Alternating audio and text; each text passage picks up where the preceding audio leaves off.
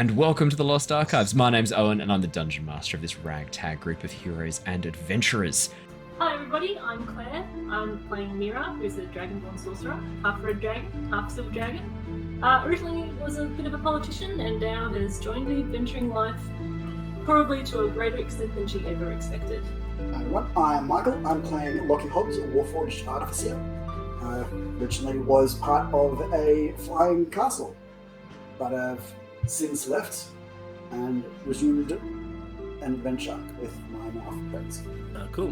Hey guys, I'm Jared, and I play the character of Jin. He is a level 6 Lore Bard and a level 2 Hexblade Warlock. I'm currently an associate and ally of the Tempest Guild, and I am helping them in their goal of stopping the Queen of Dragons, Tiamat. Hello, I'm Ali, and I'm playing Shana, the Yuan-Ti Sorcerer, who is traveling with the Tempest Adventuring Guild, trying to find the other half of her soul, who is hiding somewhere away, far from reach. Hi guys, I'm Matt, playing Yervith, the sneaky Wood Elf Ranger and Rogue, who, after a tragic incident in the jungle with his previous expedition, has now joined up with this lovely ragtag group of adventurers and is looking to see what happens next.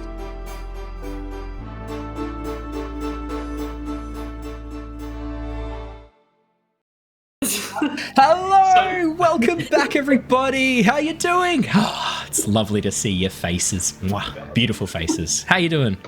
Give a wave, everyone. Ah. Hello. Fantastic. Hi! Oh my goodness. Hello. I hope you guys are doing well. We're doing well. We're having fun. We're here to play some Dungeons and Dragons 5th edition in our homebrew campaign version of the Tyranny of Dragons. But before we get into that, we'll do some quick announcements. Thank you everybody who joined me for the Pokemon Legends Arceus stream on Saturday. We finished the game! Almost. I was unsuccessful in catching Arceus. I gave it about 16 attempts, and then I got so salty I had to stop. I was not very successful. For those of you who know me well, particularly Claire, you would have seen, not many people see me frustrated, but Claire, obviously, because we lived together for a while, you know that when I get angry and frustrated, my response is to kind of laugh a bit and find it kind of funny. I laughed a lot during that. I was really laughing during that Arceus thing. That was nuts. But yeah, if you want to see me catch all of the forces of nature, I think Landorus, Thunderous, Tornadus, and Enamorous without too much effort, and then absolutely fail at catching Arceus for 20 minutes. Go check it out. It's certainly not embarrassing, and I'm not going to cut it. I decided. So no, I'm going to put it up there and leave it in all its glorious failure. And I haven't touched Pokemon Legends Arceus since. I've been playing Breath of the Wild in protest. I'm so angry. Hell yeah. So that's all my news. Thank you everybody who's been watching. I see the YouTube vids have been picking up recently. Thank you so much everybody who's been commenting and subscribing. We really appreciate it, and hitting that like button. Really appreciate it. Really helps us out. Please, for those of you who are listening and watching, I have one request for you. Please tell us a cool story from your D&D campaign. One of the things I kind of want to start doing is at the beginning of every session, I'd love to share a story from a campaign that one of you guys has told us. So please chuck in a story. It can be Avatar Legends, can be Dungeons and Dragons 5th edition, can be whatever. Chuck it in and I'll share a quick story from one of you guys at the beginning of each session, just because we love D&D so much. We love playing it. We love getting into it. Obviously, I mean, we're here with our own fucking podcast of 80 episodes, so clearly we're more than just a little bit excited about D&D. But the one thing I love more than sharing our stories is you guys sharing yours back with us. I'd love to hear what you guys get up to in D&D, because D&D is this crazy imaginary world where you can do the most insane things. There can be funny stories, sad stories, but I just want to hear what you guys have done. So share a D&D story or a Avatar Legends story or another RPG story. Chuck it on the YouTube or podcast or Twitch, whatever. Just share a story, and I'd love to share it with the crew afterwards. What about you guys? Any news? Tattoo. You got a tattoo, Ali? Got a tattoo, but my giant Avatar-themed tattoo. It takes up half of my leg. Is it colored? Is it colored in yet? It's half colored. The artist tapped me out because, and I quote, "I feel like I'm just torturing you at this point. I think we need to come back and finish this later." Wow. Wow. Yeah, that's it's a potent statement from a tattoo artist. So Yeah. that's fun. When it's done, And, would you be able to send a photo and we can chuck it up on the Twitters? Hell yeah. Will do, Boom, boom, will boom. do. It is Unless- very cool. Unless you don't want the ADF to track you down one day, though.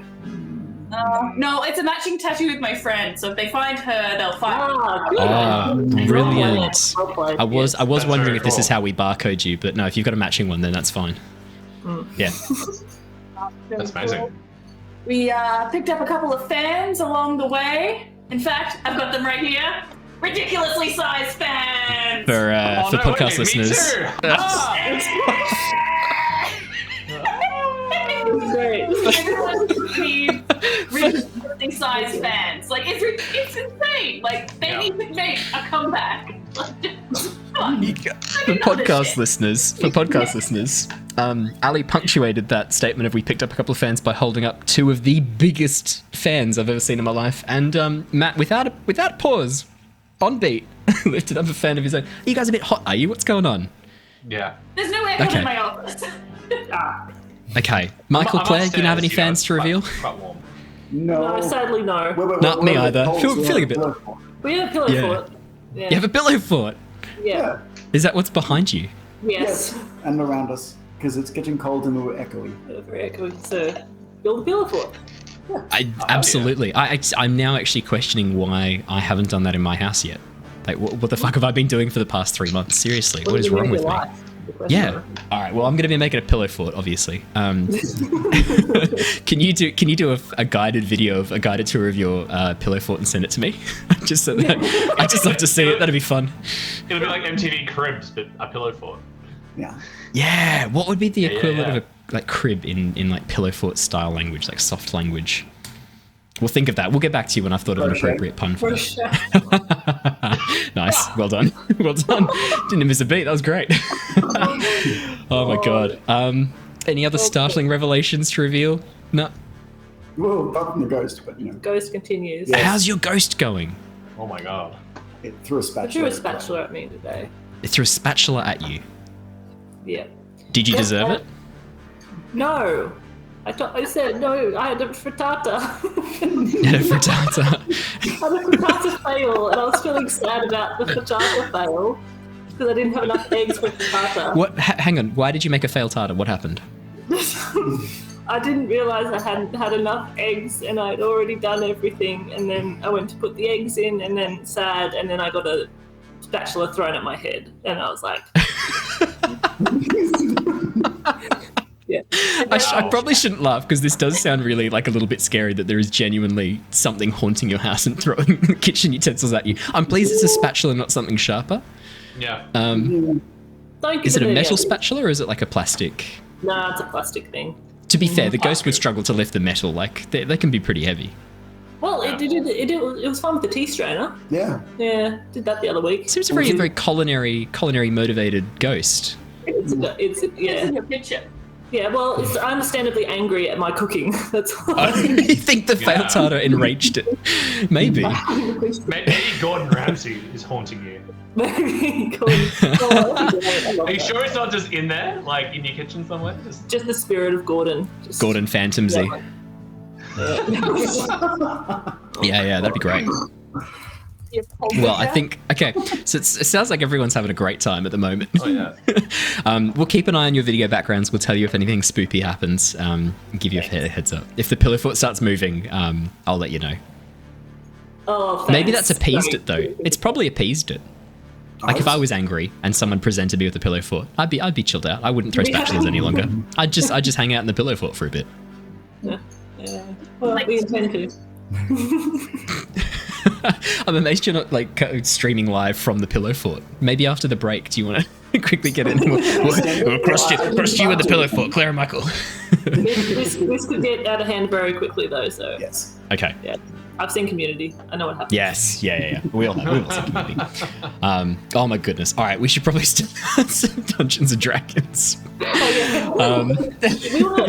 trying to delay the inevitable TPK that is about to occur. Yeah, we did end on a About little bit of a cliffhanger last session where the fate of your continued existence was hanging in the balance. So we probably should jump back to that. I will do a quick recap to bring us back in. Now, obviously, for those of you who've been paying attention, you'll notice that Jared's not here today, and there is another face and name on the overlay. Please don't spoil it for our crew. They actually don't know who's joining us for this guest spot yet. I'm not going to say anything until the guest character comes and joins us. I'm not going to reveal anything. That when they come in, they'll come in. But for those of you who are long-time fans of the show or have been listening way back from the beginning, you will recognize this character when they come in. Oh, I'm so excited.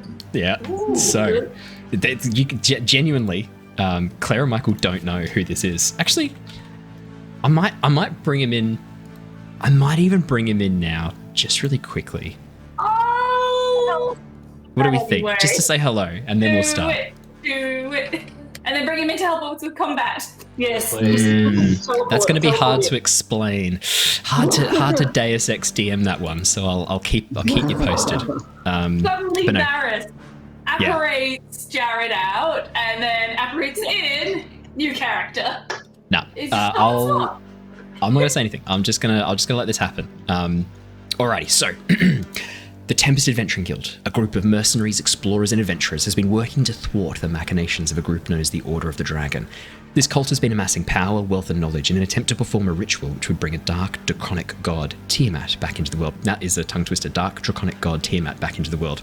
Our story has been following the escapades of some of the members of this group, Mira, Jin, Lockie, Yervith, and Shana, who are now journeying further north to try and track down an ancient artifact used to summon dragons to the Order's side. The party have faced the dangerous waters of the Sea of Moving Ice far to the north of Nostea. Ah, you guys are waving. That means he's here. All right, everybody. Let me bring him across. I'll quickly get his camera open so you guys can see him. Tonight we have original cast member of the show, Simon Kerr, rejoining us. Simon, welcome. Woo! Hey! Hello! Hello! You are very quiet, just so you know. It's so quiet I can't actually even hear you. You may not have the right microphone selected, I suspect. Ooh, that sounds good. Promising. Nope. No. Oh no. I know this worked because you were in a meeting this morning and I could hear you. Or was that yesterday? No, that was yesterday. Okay. All right. No. You just type everything. yeah. Type everything. I'll Put it in the chat. I'll keep going with the recap. If one of you could let me know when Simon's functional, I'll hear when Simon's mic is working. So I'll keep going with the recap, Simon. If you want to have a bit of a play around, let us know when it's functional again. So the party have faced the dangerous waters of the Sea of Moving Ice far to the north of Nostea. Deep within the catacombs, tunneled into an iceberg, the party faced Orathator, an adult white dragon charged with guarding the horn. Using quick wits and sound arguments, the group were able to win the dragon over to their side, showing that his goals more closely align with their own rather than the cult. With the Drakhorn now unguarded, dissent broke out amongst the party over what to do: destroy it or bring it back with them. Jin and Shana took matters into their own hands and decided for the group, with Shana running magical interference, while Jin stabbed the horn with his shadow blade. This caused the horn to disintegrate, which in turn seems to have triggered some strange changes to Yervith, who is now bonded to a drake. Deciding to discuss these matters back at the ship, the group, now accompanied by Orathator in half-dragon form, the group headed back, arriving at the Air of Decency with Lockie. Lockie experienced a strange vision of the past. Mira trained intern Barry. Yervith bonded with his drake, while Shana and Jin decided to share some secrets with the group. An impromptu group meeting gave the group a chance to share and reconnect following the events in the tunnel. However, the meeting was cut short by the arrival of two dragons attacking the ship in retribution for the destruction of the horn. While Orathator battled against the black dragon, the rest of the team fought the blue. Some clutch spellcasting has resulted in the blue dragon plummeting off the side of the ship while blinded, giving Jin an opportunity to assist the fight against the black dragon. Now, I think I can hear some music, Simon. Say some words. See if we can hear you. Can you hear? Yay! We can hear him. Yay! Welcome back. Thank you. OG cast It's great to be member back. Simon rejoining the crew. Ooh, have you got It's speakers good, in? It's good. I feel like I missed a lot, but let's see. Well, I'll catch up. No, exactly right. Well, we'll introduce your character again. You are continuing with Wiltix, your original character, who will be coming back in tonight's session. Who is one of the founding members of the Tempest Guild, the guild that these guys are all members of. In fact, only one founding member of the guild remains, which is Mira. That's where we're at right now. The rest have all. Sitting around, you know? Yeah. Now, Sai, are your headphones? If you plug your headphones in, is that what took out the?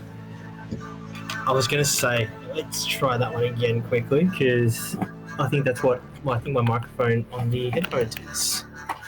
Okay.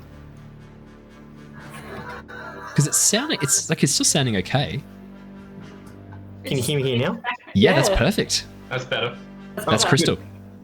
That's awesome. Beautiful. Oh my goodness, we're in. Okay, so Sai, I'm not going to bring you in just this second because some things have happened last session with the dragons that we need to resolve a little bit, but I am going to bring you in a moment and we'll give you a quick catch up on where you are at. In the meantime, could I have you please roll me initiative when you get a chance? And I'll put a token down for you so that you've got Wiltix on the map, because at the moment you just are seeing darkness, I suspect, hey? Let me give you Wiltix. Boom, boom, boom. And I'll just give you control. Good roll. What was that, sorry? It's a 9. Oh, that's not amazing. Yeah. All right. Oh, higher than me. That's true. Now, I believe you've got 60 feet of dark vision, so there you go. So you should be able to see... Can you see stuff now on the board? Oh no, your volume's gone again. Your mic's gone. Oh no. What changed? Oh, what happened? Because it was working. Put you right at the back here. Just when you come up. Oh, that's so weird. I wonder what the difference is. Let me actually, what I can do, I can do some things from here. I might be able to specifically request which microphone. So which microphone did you want to be using? Let's try that one. All right. See if that works. Because I can like request specific microphone things from here, which is kind of crazy. Has that worked? Or we can try this. Try the normal one. Hello? Yes, that's perfect. There we go. Okay, that'll do. That's looking and sounding good, and everything's perfect. So can you see your character now? Can you see Wiltix on the board, and can you see the airship? I can. Beautiful. Yes, I can. In that case. Fantastic. I will keep you where you are, and your initiative was a 9. Let's just add you to the initiative so that you are ready to go when your turn comes up. There you go. It's been on the ship the whole time. He's hiding like that. He's been hiding in a barrel, yeah, the whole time. Barrel. Alrighty, so I'll be playing Jin for tonight because obviously Jin's not here. So I will play as Jin. So, having just cast the spell to interrupt the Black Dragon, doing a cutting words to interrupt the Black Dragon in its attempts to evade Orathator. The Black Dragon and Orathator are now locked in deadly combat. You can see this large Black Dragon tearing at this White Dragon, but at the moment the White Dragon has the upper hand, one claw wrapped around one of its large black wings, and wicked sharp teeth coming close to the edge of its neck. Trying to push that advantage, Jin, seeing as he can't quite see the Blue Dragon at this point, is going to hold an Eldritch Blast for when he can see the Blue Dragon. He is going to hold an Eldritch Blast, hold his action, and I think he's going to move, because you guys are in a little bit of a line there, he's actually going to move 5, 10, 15 up here so that there is no longer a diagonal line heading down the main party. Next up is the Adult Blue Dragon. I believe also, Lockie, you had a held action as well, correct? I did. Someone else? No, Shana. Sorry, Shana, you had a held action, didn't you? Yes, sorry, Shana had a held action. 120 feet, my seeking missiles go off. Yeah. Well, your seeking missiles go off as the Blue Dragon emerges from the underside of the ship, streaking towards it at a blistering pace, the blindness having now worn off. The Blue Dragon emerges from the side, and as it does so, Jin's Eldritch Blast goes off, and your Eldritch Blast goes off. Shana, would you like to cast Eldritch Blast for me? And I will do the same for Jin. So that's 11 from Jin for the first blast, and the second beam. My hex as well, so I still have to roll hex damage. Yes, you do. So Jin's first Eldritch Blast misses. Lyra, both of your Eldritch Blasts... Sorry, Shana, both of your Eldritch Blasts hit, 23 and 27. Jin's first one, 11, does not hit, but the 26 does. So I'll just add up those damages right now. So that's 13. What was your first one, Shana? That was a 10, wasn't it? Yeah. 6 plus 10 plus 9. Oh my goodness. Okay. Okay. Yeah, these beams of crackling energy strike across the dragon, basically blasting off sections of its protective scales. It roars a defiant challenge, streaks forward, and is going to do a flyby claw attack on Lockie. Now, Lockie has... is it mirror image up, Lockie? Is that what the... Yeah, mirror image is up at the moment. So Lockie is very hard to locate.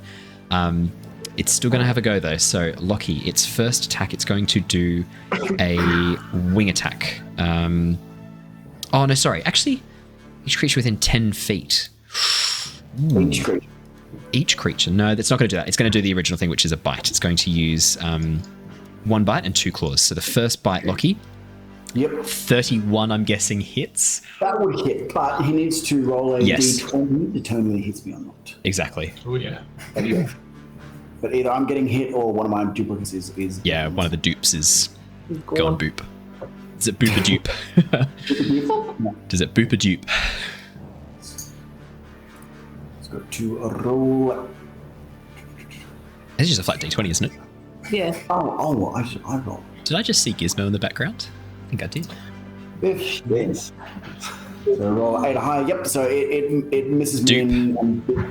That kind of makes sense with the position of the dragon. It just basically this massive maw, as it reaches down, still in the air, just clamps around your duplicate, and the duplicate just disappears instantly as the dragon basically swallows the duplicate whole, and then the illusion vanishes. Okay. Am I standing by for something? No, I was just laughing at it. Oh, okay. Sorry. Every time. It's like, Wow. The dragon's then going to make a claw attack, the first claw attack. Got way too many tabs open tonight. That is a 14. That's a miss. That's a miss. Yeah. Misses the duplicate. And the second claw attack, 24. So could you roll me another mirror image roll, please? 11. Does that mean the mirror's gone? Yep, because it's the mirror's gone. Yep. Mirror's gone. All right, cool. The last duplicate, confused by these like 3 versions of Lockie, the dragon picks the 2 outer ones, thinking that only a fool would stand in the center of the duplicates. However, Lockie, using logic, has already thought the dragon would think this and was prepared, and so stood in the center of his 2 illusionary duplicates, resulting in this like clash of claws as the dragon just basically tears at the deck of the ship and does no damage to Lockie at all. That's its full go. Nice, Lockie. Really nicely done. Just wasted a full go of the dragon. And it's your turn, very appropriately, right off the bat. Indeed. My turn. fuck it up. Fuck it up. Yeah, because I was Do it. Fuck it up. Fuck it up. He's right there. Yeah, I'm just gonna. It's lightning. You know what? Instead, I'm gonna whack him with my Grand Front Blade with my mace. Grand Front Probe. Okay. Yeah. Rather than 2 attacks. So, how did it work? I have forgotten all the things once again. Melee attack. Cool. So, I'm not used to doing D20. I'm not 20 used to anymore. doing D20. Whoop, 21. That's a 21. Cool. What have you guys been playing in? Without D20 dice. Yeah, we've been Dice. playing with IRL dice. Yeah. We're still on. Of course. Yeah. No, of course. 21's going to hit. Absolutely. We're going to hit, so that is a 1d plus 1 plus the green flame bow damage, which is another 1d8. For.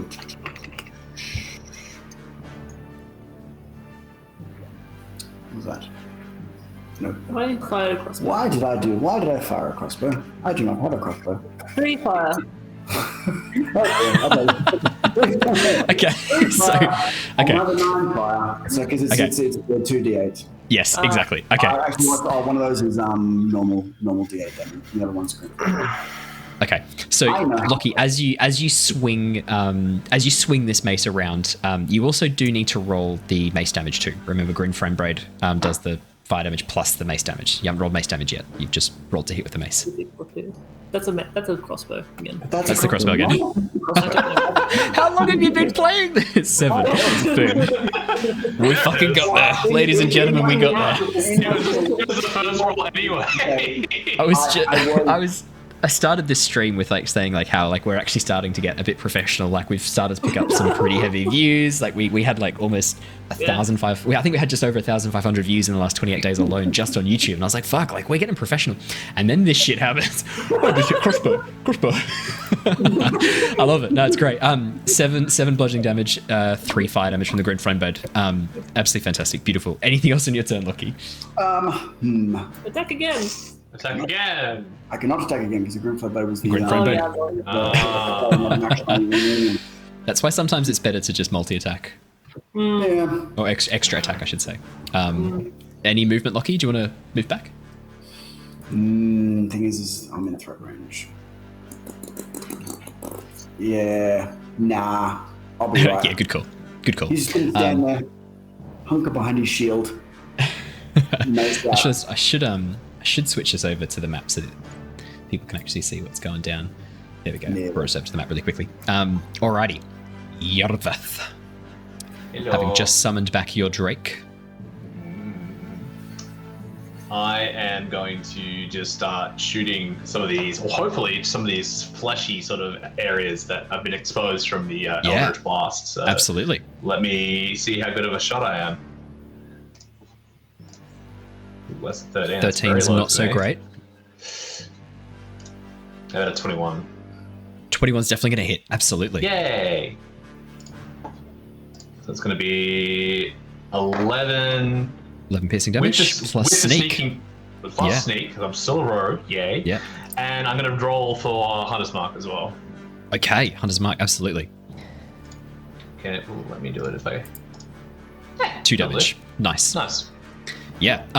As you sort of like hunker down, you're using a long branch, so you just like pull out your bow, reach back this arrow, sort of like Katniss Everdeen style, like kissing the arrow with your lip as it comes back, and then arrow flies true. The arrow embeds itself right on a section of scale that are being blasted away by Shana and Jin's Eldritch Blast. The arrow digs in deep. With a roar, the blue dragon throws its head back and actually collapses onto the ship. It was still holding itself in the air at this point, but as you do this damage and it drops below half health, the dragon drops onto the ship. Its wings seemingly damaged by the combination of Eldritch Blasts, and this, whatever muscle you've penetrated with this arrow, seems to be integral to keeping it aloft in the sky. Anything else on your turn, Yervith? I will bonus action command my Drake to get into combat with this dragon. Basically, just yeah. Sort of, Yervith kind of like closes his eye a bit and goes, Eleanor, kill. And then nice. And that's all Yervith does. He's going to stay right where he is. So Eleanor moves 5, 10, 15 feet up to next to Lockie, and I think you still get action with Eleanor if you wanted to do a attack. Let me find the thing to do the thing. It's going to try and bite, I think. Okay. 13, not quite enough, as the Drake like clamps down. The scales of this dragon are just so hard and so intense. The armor protectiveness of the scales is too dense for the Drake to cut through with its teeth. And Eleanor is unable to penetrate the scales. That's okay. That's okay. Good girl. Mira. Ooh, alright. So I am going to use the rest of my sorcery points, 5 of them, to get my 5th level spell slot back. Okay. Immediately use it. Okay. Shit, here we go. So you see, Mira's looking a bit hurt. She kind of stumbles back and she just clasps the amulet to her chest, and you see initially like this icy image project behind her, which fractures as flames erupt from it, and this enormous spiritual dragon, red dragon, takes flight from behind her and just kind of swoops over the top towards the blue dragon. Can I confirm how big is the red dragon? It is... Is it an adult or... Pardon? Is it an adult? Is it... Large dragon. Fuck. Yep. There it is. There you go. Yeah, I'll pop it up. I'll pop up the spell because it's a nice new spell from Fizzbands. From Fizzband's Treasury of Dragons. Yeah. And- Okay. Cool. We'll see. Summon Draconic Spirit. And I choose, so I can choose a resistance that my chromatic dragon is resistant, like in that class. So I'm going to choose lightning to be resistant to. Yeah. Nice. Yep, that makes sense. It's going to fly over and it's going to do a breath weapon first. Okay. As it kind of curves around on the side. So Yep, it's got enough movement speed to get there easy, 30 feet. So boom. a dex Oh, saving 60 throw. feet fly. So yeah. 60 feet fly, yeah. I'll make a dex saving throw for the adult blue dragon. Yes, I can. Yes. And it's my save is 17. Oh, that's a natural 20 plus 0. Oh. Natural 20. Sorry. That's all right. Half as much of this is not going to be very much. That's 2.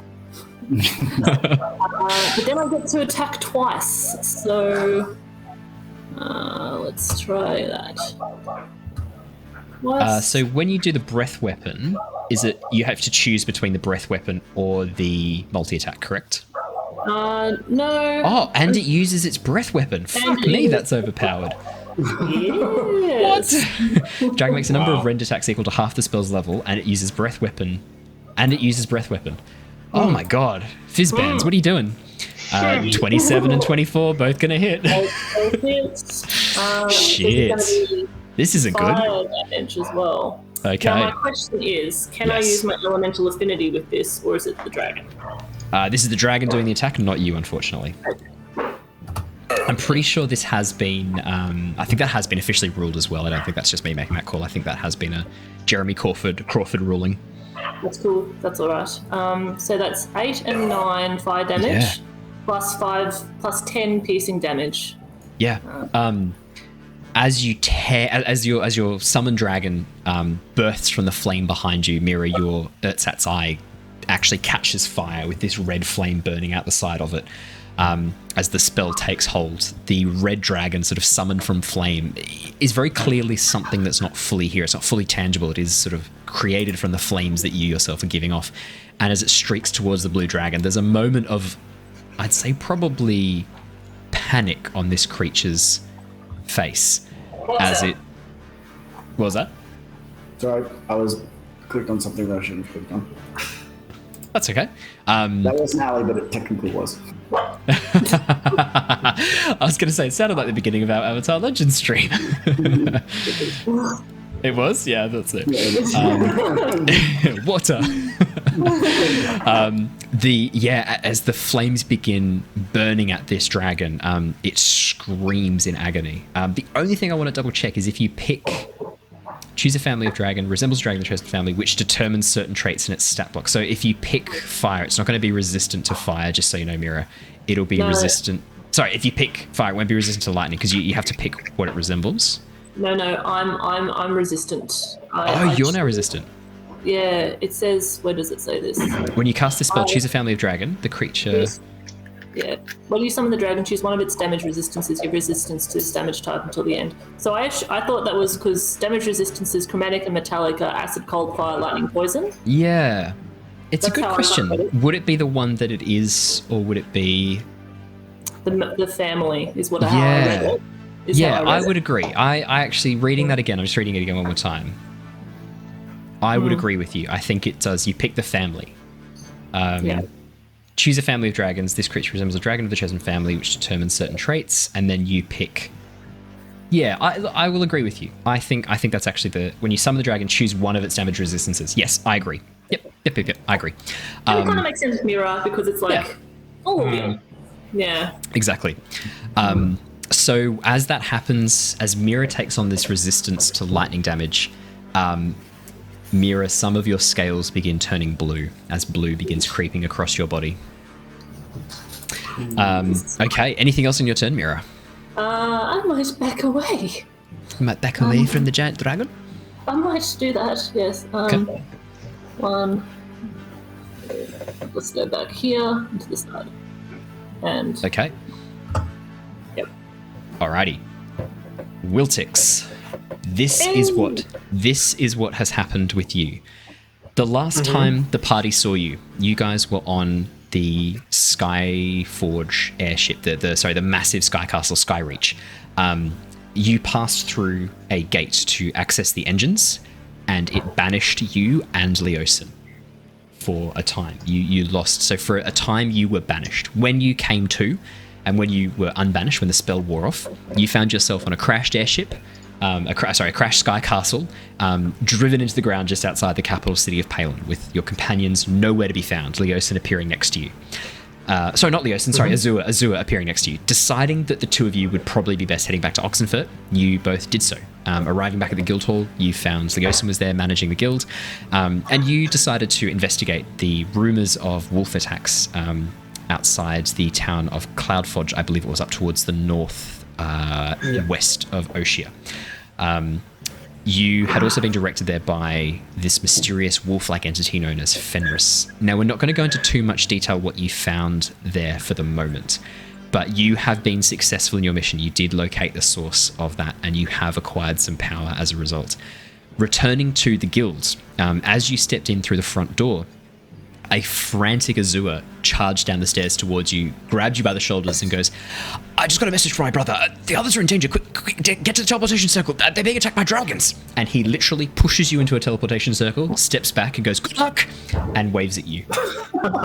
With a flash, you suddenly find yourself on the deck of an airship, on the lower deck of an airship.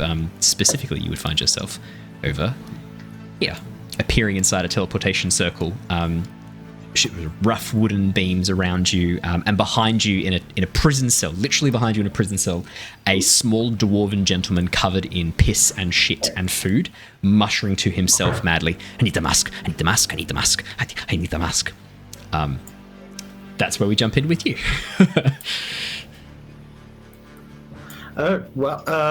Small little gentleman, I'm going, "Sorry, I need to help my friends. I've been told that there's a dragon." "Beware the dragons. I need the mask, I need the mask, I need the mask." "What mask? Is there a mask here? Where is everyone?" He proceeds to begin banging his head against the metal bars of the cage, swearing in Dwarvish under his breath. Do you speak Dwarvish? I don't think you do from memory. No, I don't. No, so he just starts I know you're swearing. Help, so I will head up the stairs to my right there. Yeah, absolutely.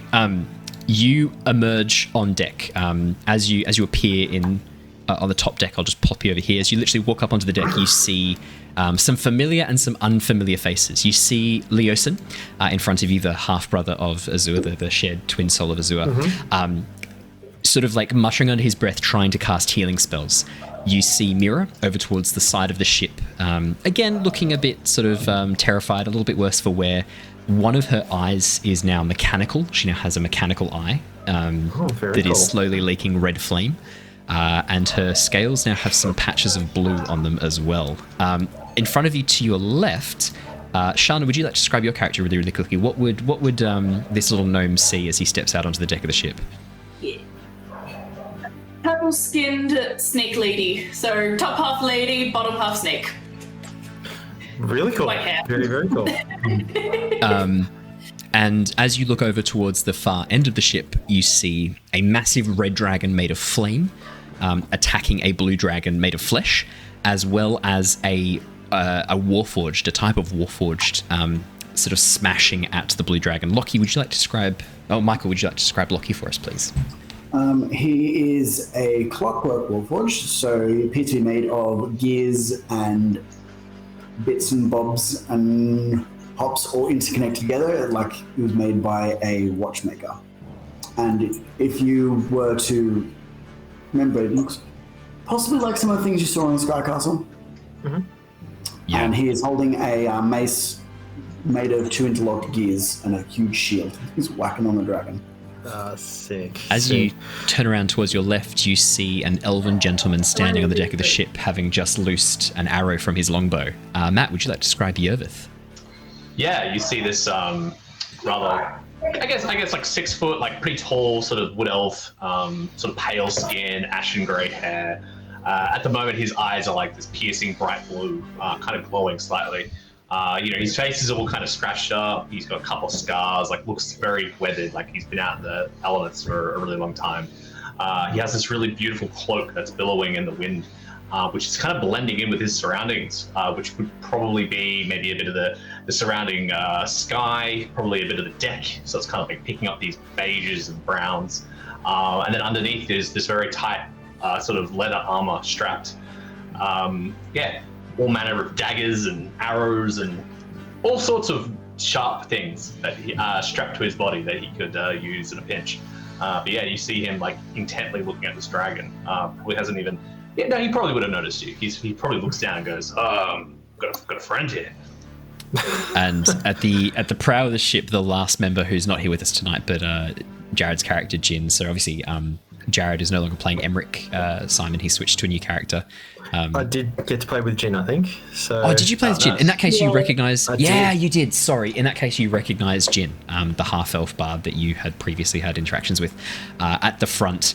I'd say probably at this point, just focusing on spell casting at this point, like just focusing on blasting out spells. And as he turns and sees, he goes, nice of you to join us, Wiltix. Been some time. As he looks back and. Great to see you. What are we fighting here? See the blue one? I'm seeing two dragons fighting each other, aren't I? Is that what you said? Yeah, and then off at the front of the ship in midair, there's a white dragon battling a black dragon as well. So, yeah. There's a lot going on. There's a lot going on. And actually, in front of the blue dragon, now that you've had a bit of a chance to acclimatise, there's also a tiny black dragon, a little tiny, like, dog-sized black dragon attacking the blue dragon too. Jin points at the blue and goes, see that blue one? Fuck it up. Big thumbs up. I will move my 35 feet. So what's that till about there? And look, I'm just gonna have a quick shot with the crossbow because I can't get close enough to do much else. Absolutely. At the moment. So. Natural one. That was a nat one. Fantastic first roll. Fantastic first roll. Welcome back. The bolt just thuds into the deck of the ship. Actually, it passes through the ghostly red dragon, like right between the middle of the two dragons. I'd say probably Wiltix, like in this moment, the two massive dragons battling it out. Even though you've heard Jin call out, like, attack the blue one. There's 4 dragons fucking like absolutely going apeshit at each other right now. Probably there's a moment in your mind where you're like, well, I can't miss, right? Just shoot the dragon, just aim at one of them. But you sort of aim for both at the same time. Part of you being like, well, the red one's on fire, and fire's not good on a wooden ship. But the blue one's the one they told me to aim at. So there's this moment of indecision where you shoot between the two, and the arrow just thuds into the deck of the ship next door. Lockie, you feel this arrow go right past one of your head plates. Oh, my dear. Sorry, mate. And look, I get. You get another I attack. get 2 attacks. If I You do, remember yes, so you definitely do. I will take that second shot. So Absolutely. not in that one. Hopefully this time. 27. Yes. That's Yay. that's what we're talking about. Okay, so that is 10 piercing the 10 mark. piercing. Nice. Absolutely. Wiltix, one of the side effects of your time with Fenris, as you fire off this bolt, you may roll me as it hits. I will roll a Constitution saving throw as a result of being struck with your arrows for the blue dragon. Cool. 22. It does unfortunately pass. So as the arrow thuds in, there's this moment where the arrowhead glints this very bright silver as it flies through the air, as it seems to sort of almost semi-catch fire as it passes through this ghostly blue flame coming off it. As it spears into the dragon, it looks like the flame threatens to burn the dragon for a few seconds, but it bites down and snaps the bolt in half out of its chest and roars defiance back at you, Wiltix. And that's your movement action. Any bonus actions? Yep, bonus action. I'm seeing multiple dragons, so at that time I'll get to transform into my wolf form. So I've gone from little dude to slightly bigger dude, but hairy. Yeah. Oh. Alrighty. So you watch as Wiltix, sort of like this tiny gnome in very nice black leather armor with this beautiful red, almost like Legend of Zelda Link-esque hat on his head. This like beautiful. What was the flower again? It was a. Xeranthanum. So it's just like a Xeranthanum, just a white flower. Yep. Yep. Yep. So, Yeah, a white Xeranthanum emblem just on the that side. and- Yeah, do you want to describe the transformation, what he looks like as he transforms?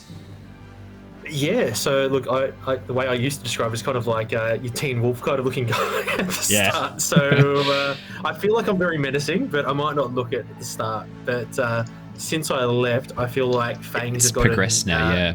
bigger, the claws are sharper, and I feel like the hair has just grown larger and more spunny as well. So I'm pretty confident looking a little you've bit more actually... feral. I think your form has actually leveled up as a result of the thing as well, the curse. Yeah. The Lycan... let me just double check. I think the Lycan thing has actually... pretty sure now that you've leveled up, it does get bigger. Can't see it, but Yeah, I think I'm I pretty do. confident. Yeah, That's so the- you take on a much more wolf-like appearance. So your face pushes out into a muzzle type of shape, long teeth, canines pushing through.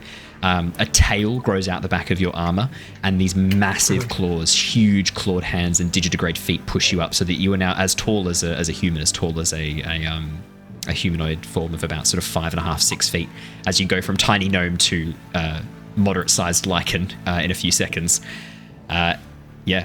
The hat stays on. Yervith, that's a good question. The hat stays on. Everything else can. The hat stays. That's The hat incredible. stays. I love Yeah. it. The hat stays. Yeah. We've asked that question Wow. before. We've had the chat have asked that question before. The hat stays. Yes. Hat does not change.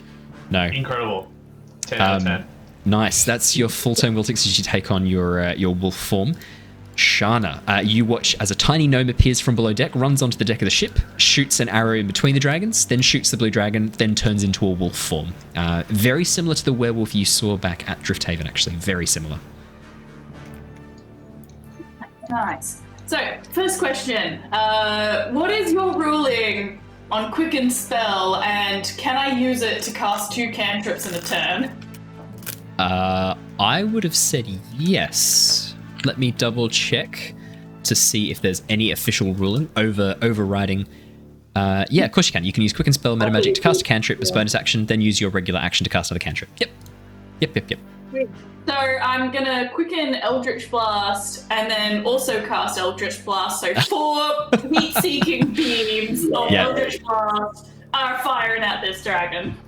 For those of you who aren't aware, Ali, she's not so made up in her mind. She's not sure how she feels about Eldritch Blast. She's just giving it a go. Now you watch as Shana just reaches forward and just goes pew, pew, pew, pew, pew, just firing off like infinite Eldritch Blasts. And then add Hex after. 25's gonna hit.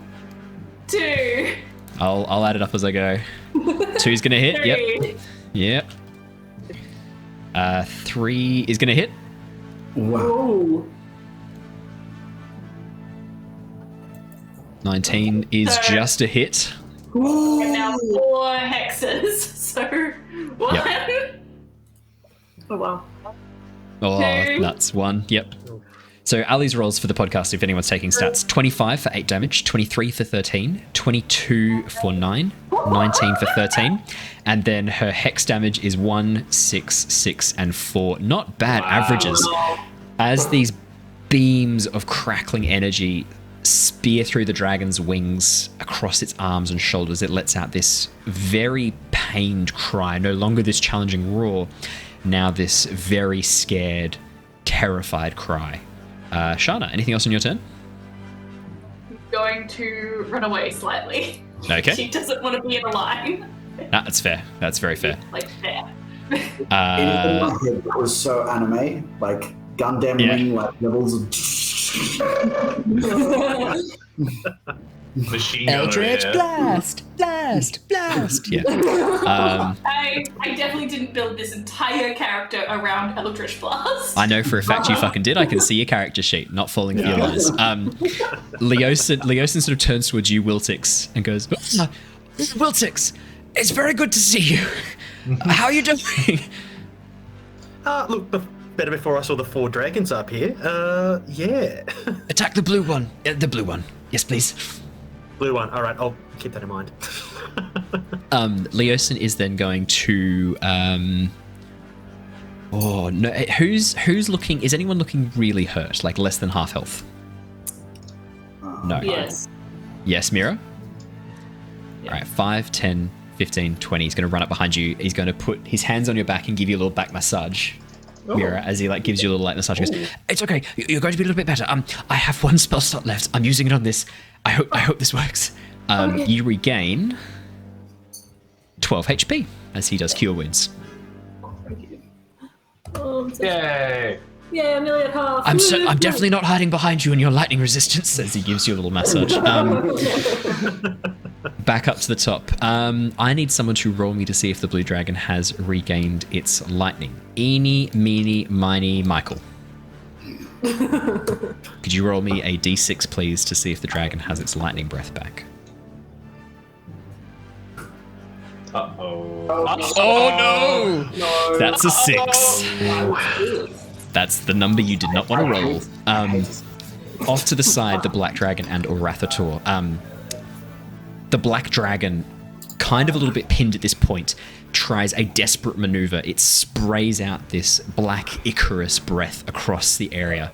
Orathator is going to use a legendary resistance to avoid taking the damage, however, as the black dragon is unable to sort of get its neck and head in the right position to blast Orathator directly. Orathator then transforms into his half-dragon form on its back and begins stabbing it in the back of the head with a sword. Oh my god, that's... Yeah. That's metal ass. Fuck, that's a miss. That's a miss. Just misses both times. As he turns into his half-dragon form and tries to stab this thing, he gets knocked off, and the half-dragon form just tumbles up into the air and begins falling. It's his full turn. What a fucking waste. Jin is not liking where he is positioned right now. Jin is going to... Yeah, that's fair. Probably... Oh, he's got his spiritual weapon up. Sorry, I should have used his spiritual weapon last time. I will use it this time. Jin will command his spiritual weapon to attack the blue dragon. That is... I'll just quickly see if that hits. That's a 15. That's not enough. Oh, good. Jin's rolls up here for you guys. That's awesome. I wasn't sure if they did or not. Yeah. Jin is now going to... he's not got a huge amount of spell slots left, is our good friend Jared. He's used all his 3rd level and his 4th level, which means he's only got 2nd level left. He's going to go for an Eldritch Blast. There's nothing else he can do. Let's do the 2 beams of Eldritch Blast. 24 and 25 are both going to hit for... Thank you. For... Why didn't that roll damage? Let's roll it from here, that's fine. Wow. 11 and 8. Not bad. Not bad. Alrighty, Jin is then going to move so that there is no lines at all. 5, 10, 15, 20, 25, 30 over here, so that he's... he's kind of in a line there. Stay here. The blue dragon is going to stay exactly where it is. It is going to blast a line of lightning right down the middle here. So Lockie, Eleanor, Mira, Wiltix, Leosin, I need all of you to make me some saves. It is going to be... Sorry, guys. It's going to be a dexterity saving throw, please. Jin did have Hexblade Curse. Let me add his hex damage. Yes, he did. Thank you for reminding me. Oh no. Wait, is this the breath weapon? Yes, it is. I'm sorry. Eleanor has resistance, so... Yes, Eleanor has resistance. That's true. Ooh, we are not good. That's another... Oh, guys. Oh, fucking Wiltix. Nice. You definitely... That's good. That's what you wanted, because... I'm just rolling that now. Has that come up? Yeah, there we go. Oh, that's 62 lightning damage for anyone who failed that save. Lockie, that's Eleanor. I have 18. 18 is a pass. No, it's not. 19's a pass. Sorry, Eleanor, that is a fail. No! You watch as the Drake just goes poof, and just disappears. Leosin. I better roll for Leosin. I'll roll his dex save. Ooh, 21 for Leosin. He passes, so that's only going to be half damage. 31. So Wiltix, you take 31. Leosin takes 31. Everybody else, that is 62 points of lightning damage as the Drake just blasts a line of lightning down the middle. Mira, how you doing? Not good. I'm going to roll a concentration saving throw. Yes, that would be good, thank you. I don't know what the DC is. I've forgotten all of this. It's the damage you took. So 62 is the concentration. So you have to roll a 62 for your concentration check. If you could do that for me, that'd be... Oh, no, it's not. It's not the Pretty sure it is. Yeah, I think it's the damage taken a single hit. Concentration. Plus things. It's 10 plus something. Yeah. That's if it's below 10. So I'll tell you right now. Concentration check. I thought it was the damage that. Oh, wait. Am I thinking of? Pretty certain it is. Let me double check. Taking damage. Here we go. The difficulty class for the concentration is 10 or half the damage check. Sorry, so half the damage check. So 31 is the concentration But check. I took half, so it would be... Take half again, so that'd be 17. 16 rounded down. Oh, sorry, 15. 15 rounded down. Yeah, you pass. Passed. You pass. Dragonborn. Nice. Wow, that's so lucky. That is clutch. Then the dragon is going to bravely try and... No, it's not going to do that. No, that's its full turn. That's its full turn there. Lockie, you're up next. Okay, well, Lockie took a massive hit, but he did have the lightning resistance up, so he is okay. But yeah, now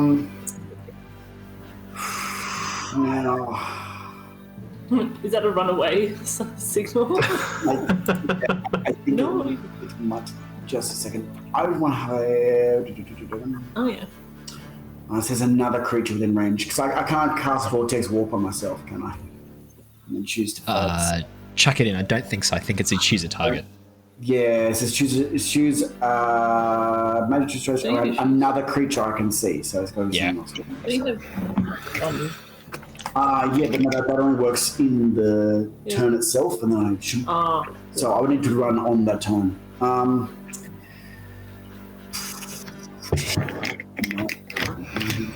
What's he gonna do? Ooh, actually, you know what? Legacy of the Giants?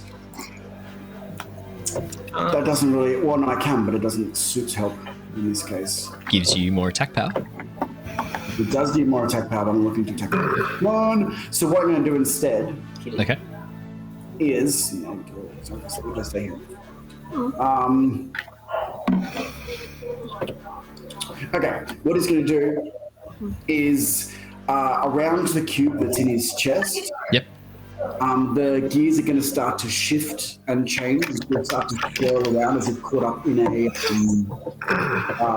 like a real mini tornado around the thing, and then his entire sort of all the gears and things start to sort of decouple, and you can still see the form of Lockie, but it's shifting and swirling as if it's caught in a tornado. He's going to cast Blur on himself. Okay, absolutely. Oh, nice. Okay, and then he's gonna leg it back. Okay. So we're going to. All right. So Dragon will take an attack of opportunity, but Blur means it makes it a disadvantage if I'm not correct. Yep. I think you're gonna be okay. He does bonus action to get an extra 9 health. Yep. Okay. So for the dragon, 23 and a 17. 17 doesn't hit you. 17 Does it? doesn't hit me. Doesn't hit you. Yeah. That's just as well, because that would have done 23 piercing damage. Whoa. Yeah, that would be bad. Plus 7 lightning damage as well, just to really like hone that in. Ouch. So That it would've been still like hits me, but it kind of scratches off a piece of the armor that sort of like ripped itself in the way. Yeah. Yep. Lockie, that's your full turn. Yervith. Yervith. I will say this thing is looking very hurt. There are gashes across its chest and arms. It's one of its wings. The membrane has been torn open by the Eldritch Blasts, and the arrow fired by Wiltix. It's looking very hurt. Okay, this is going to be interesting. I haven't used the alternate bonus action for the rogue before, but Okay. I'm gonna use a bonus action to steady aim. Ooh, okay. Take us through steady aim. This is the first time using this, so let's describe how it works. So as a bonus action, you give yourself advantage on your next attack roll on the current turn. You use this bonus action only if you haven't moved during this turn, and after you use this bonus action, your speed is 0. So that's fine with Yervith. He's just going to stay right here in the back. So you just see him like knock an arrow, and he's just like laser focused, like trying to find this weak spot. So he's giving himself advantage.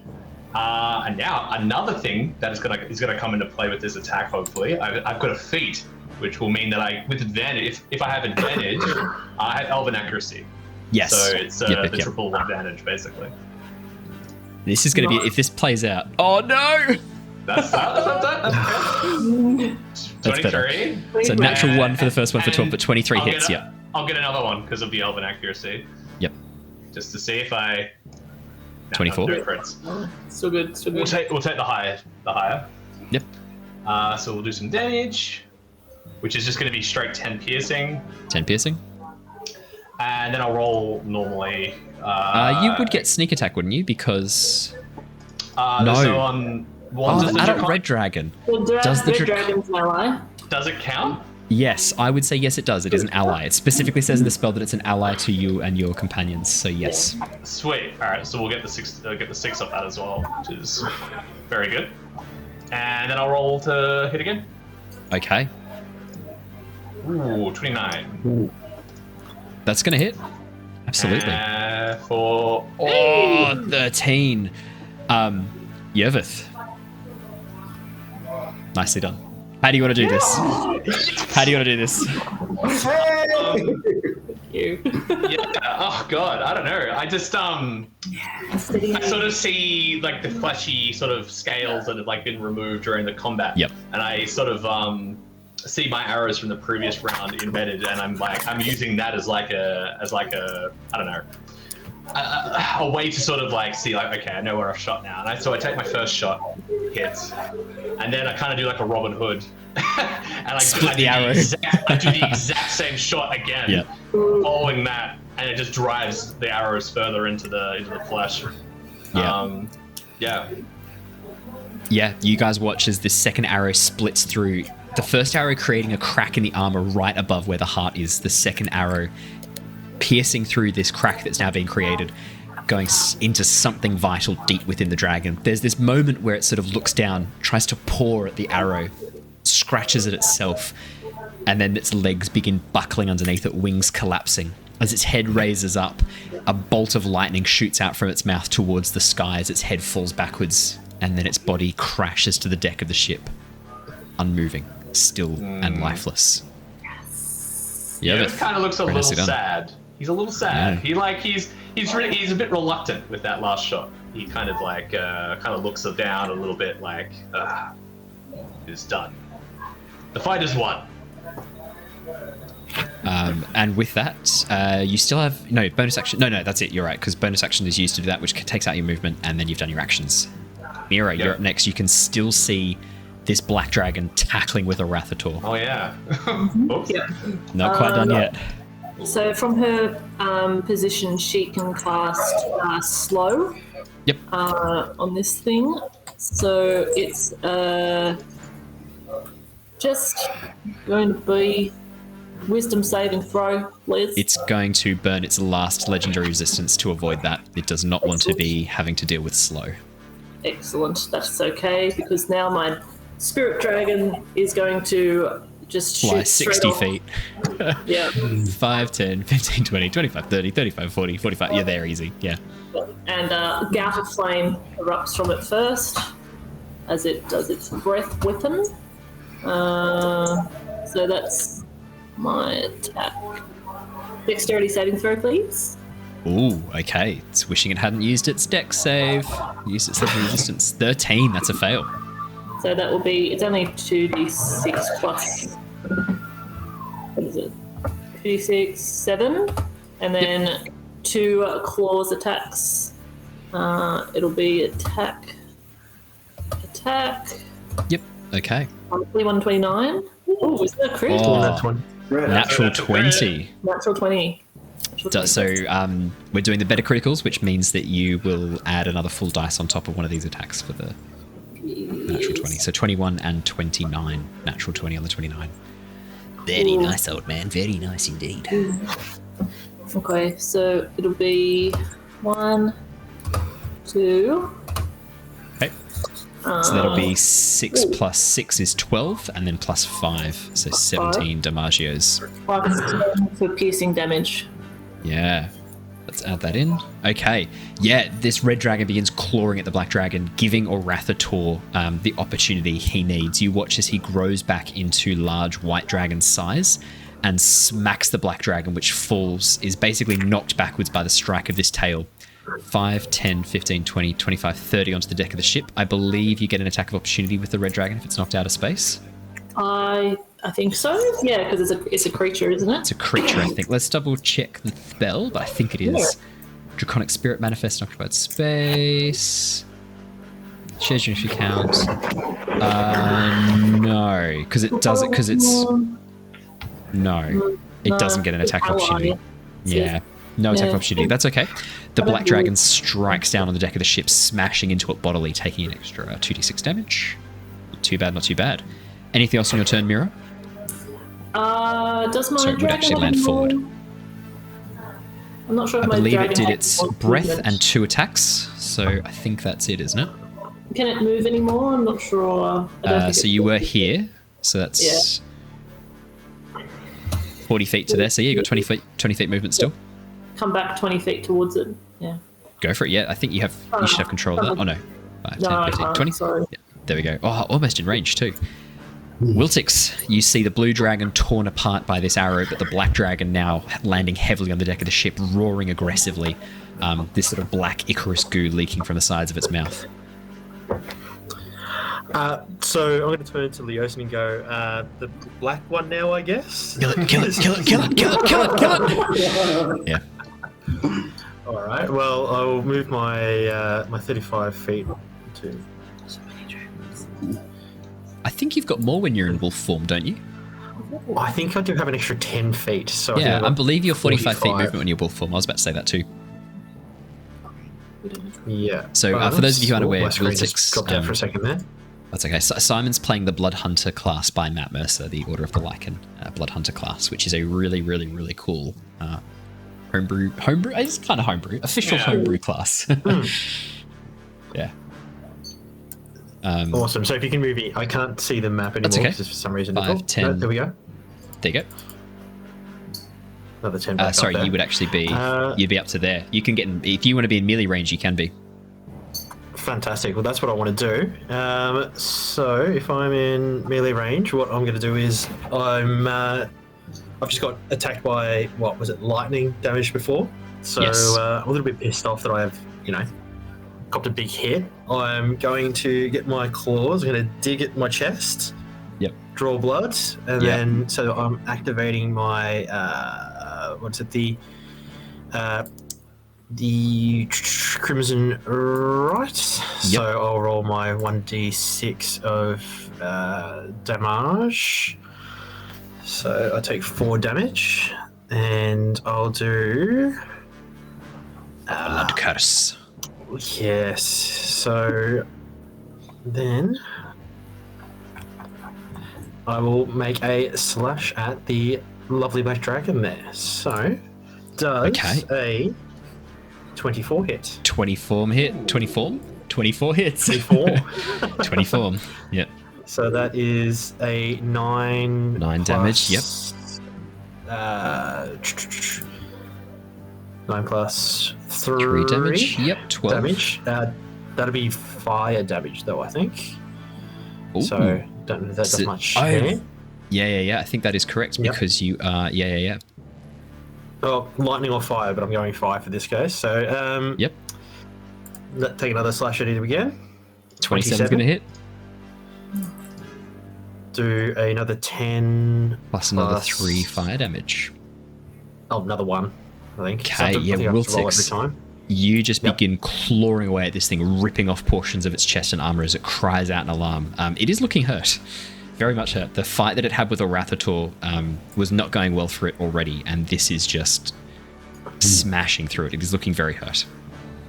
Beautiful. All right, so I'm pretty sure I have to clarify later, but I've got the extra attack. I don't know if because I'm in wolf form, if I get a third one that I can use as my bonus action or not, but instead what I'm going to do is... Let's have a look. I'll have to double check that, but with one of my attacks, I want to do the Brenda's Castigation, okay. which means that I'm going to mark him, So as I go to slash at him, it's going to leave a imprint on him of my lovely flower. So, I like the idea of like with your final like claw, you like put the others away, pull out this one claw, and then just begin like carving the flower in like tattoo style.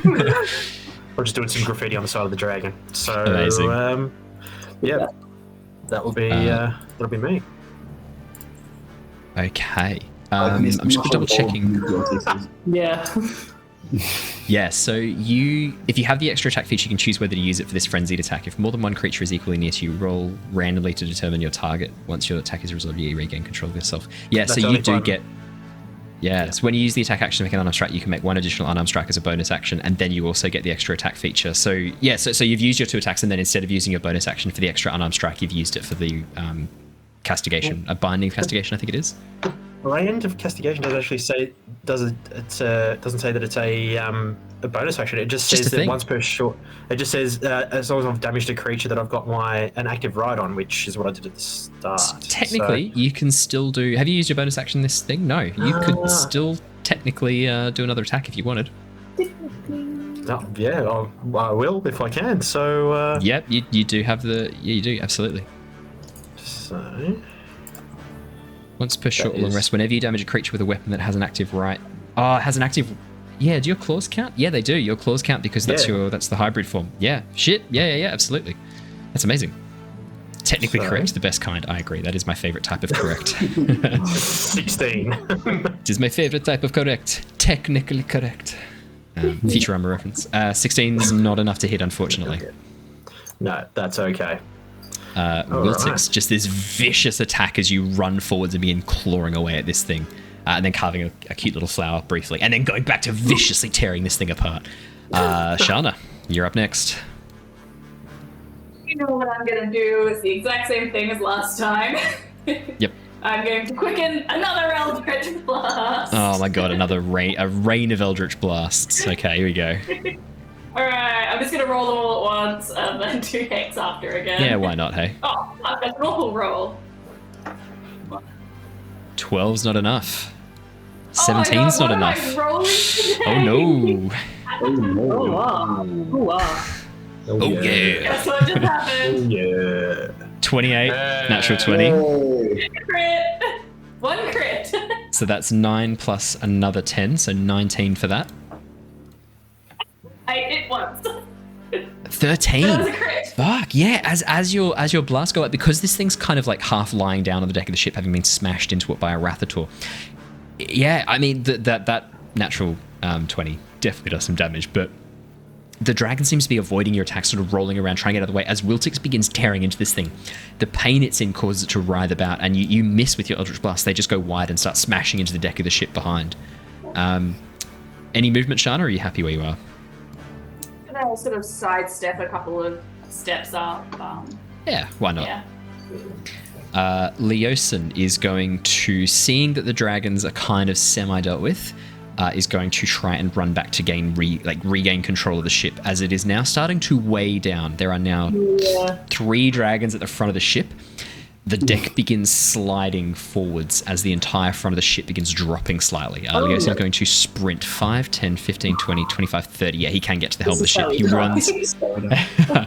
He runs to the helm and like grabs onto the helm wheel, trying to be like, okay, we're not going down, we're not going down. He pulls back, trying to hold the airship aloft. That's his full go. The black dragon's looking really hurt. Rathator is going to swoop down from above. 5, 10, 15, 20, 25, 30, 35, 40, 45. Land on top of this black dragon. As he raises his head back, the black dragon looks at him and goes, "Traitor! Traitor to your kind, traitor to your cause." And Rathator looks down and goes, "I am no traitor. I have simply found a better way to get to Tiamat through your death." And he leans forward and bites off the dragon's throat, crunching down. Natural 20 on a Rathator for a bite attack. That is enough to take out the black dragon. It is out. That's it. HP done. As a Rathator tears out its throat and then throws its body over towards the side of the ship, standing above it, roars triumphantly. And that is out of initiative. That is you guys out of initiative. and I'll bring us across to the webcams really quickly. So, the bodies of 2 dragons, a black and a blue, lie burnt, cut, gouged, and pierced on the deck before you. Arrows peppering out of the blue one, and the black Icarus blood still leaking from the torn-out throat of the black dragon. Orathator steps forward and then shrinks back down to his half-dragon form, and walks over towards you, Wiltix. Now, instead of this massive white dragon, you now see what looks to be like a white dragonborn dressed in resplendent armor, wielding a massive greatsword. As he steps towards you and looks, goes, "That was really impressive. You fought without care or abandon, like a beast. I respect that." I really liked what you did with the ripping the throat out. I have to get you to teach me to do that one time. It pains me to kill my own kind, but there was no other way. No, that's fair enough. So I'm going to reach out a claw, and I'll be like, "Wiltix, by the way." He looks down at you. Down? How tall is he now? 7.5, 8 feet tall. That's all right. I'm like 6 foot. Yeah, it doesn't look that far down at you, I guess. No, that's right. Sort of looks at you at your held out paw. Doesn't take your hand, but nods to you and goes, "Orathator, Warden of the Icy Wastes." Nods, and then walks past you. I'm just going to stand there for a second and just admire my work, just looking down at the dragon with the just a single the pawed foot. Side. Yeah, a single pawed foot of the dragon. "I have conquered this mighty beast. It shall trouble you no more, good citizens." As you stand above it. But yeah, you guys are out of initiative. I hand over to you guys as Leosin basically begins like pulling back on the ship. "We might want to move at least one of the corpses of the dragon a bit more in the middle, if you get a chance. Anyone strong? Orathator?" "What is it?" If you could drag one of the corpses to the center of the ship." "Fine." And Orathator pulls open this giant white dragon form, grabs the tail of the black one in his mouth, and just drags it into the middle of the ship, this black smeared blood trail behind it, then spits it out, shrinks back down, and then walks past down the stairs towards his quarters below. He's healing. A couple of you guys look like you took a few hits. Yeah, I'm on 6 hit points. Oh yeah. Yervith's gonna run down from the top of the deck and go, "Is everyone okay?" Live. Mira, you don't look so good. I could be better. Are you alright, Lockie? Your spring is not quite. Lockie's still in kind of like whirlwind form because he's still got blood. Yeah. He's like a blender with its casing removed. Is that meant to happen, Lockie? Are you okay? This was supposed to happen. Let me see if I can undo it. Can you put yourself back together? I'm going to try. Pull yourself together, Lockie. Alright, it'll calm down, and so like first his feet will catch on the ground, and the bits will snap back into place. Well, I've taken some damage. That's definitely not meant to be there, but it will be okay. We'll get Arvel to look at it. I'm sure it'll be fine. I'll yes, no problem. I'll have a look at this blue dragon for just a moment. Yes. Wander over. I would like to have a look at the dragon as well. Oh, I was actually going to throw it up the side, but yes, if you want to look at it first, then that's. I feel regret for killing these creatures. I feel like perhaps if we had taken a different course, we could have persuaded them to our side, but he was not amenable to suggestion. Yes. Still. I will try and like take some of my arrows back and I don't know. Would you ever take a fang or a claw? It's worth taking material components, yes, spells and whatnot. I think that might be a good idea. I think if we can salvage some of the items from these creatures, they can at least serve us in their death. But just before we do, Mira, I'm not quite sure on the etiquette of this. Will this mortally offend your Athator if we start pillaging the corpses of his fallen brethren? Yes. I don't think so. They're fallen in battle. He defeated them. That's enough for him. I can begin, if you would like. Shana starts as well on. Pull out my Maybe little... she'll. I might might help. stop mounting its head, though. Yeah, that would be in bad taste, I think. Yes, that might be a bit much. Lucky. Oh, we have a friend here. Hello. Wiltix, I didn't even recognize you. Oh my. Hi there. Hello there. I hardly recognise you, Mira. There's, I see that you've had a bit of work done to your eyes. Oh, yes. Yes, this is for my new friend Lockie. We've had some new recruits. And she looks very proud. Nice to meet you. Hi there. Did you recruit these ones yourself, Mira? Sadly, no. We just picked them up along the way. You know how it is. That's usually how our guild works. But they're very good. Professional, yes. Fantastic. So I'll turn first to, is it Yervith, the dude with the bow? Yeah. Yep. Really liked your work there. That was some fantastic shots. Thank you. Was it Wiltix, was it?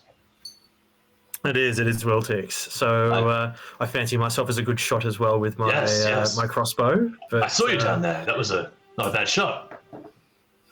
Oh, look, once I got warmed up a little bit rusty with the first one, but got there in the end. So that's okay. No, fantastic. Have you been traveling with these guys for long as well, or did you appear in a portal downstairs with the guy asking for the mask as well? Oh, no. They we need to take care of that guy. I was in a bit of a rough spot. Not necessarily lost in the jungle per se, but I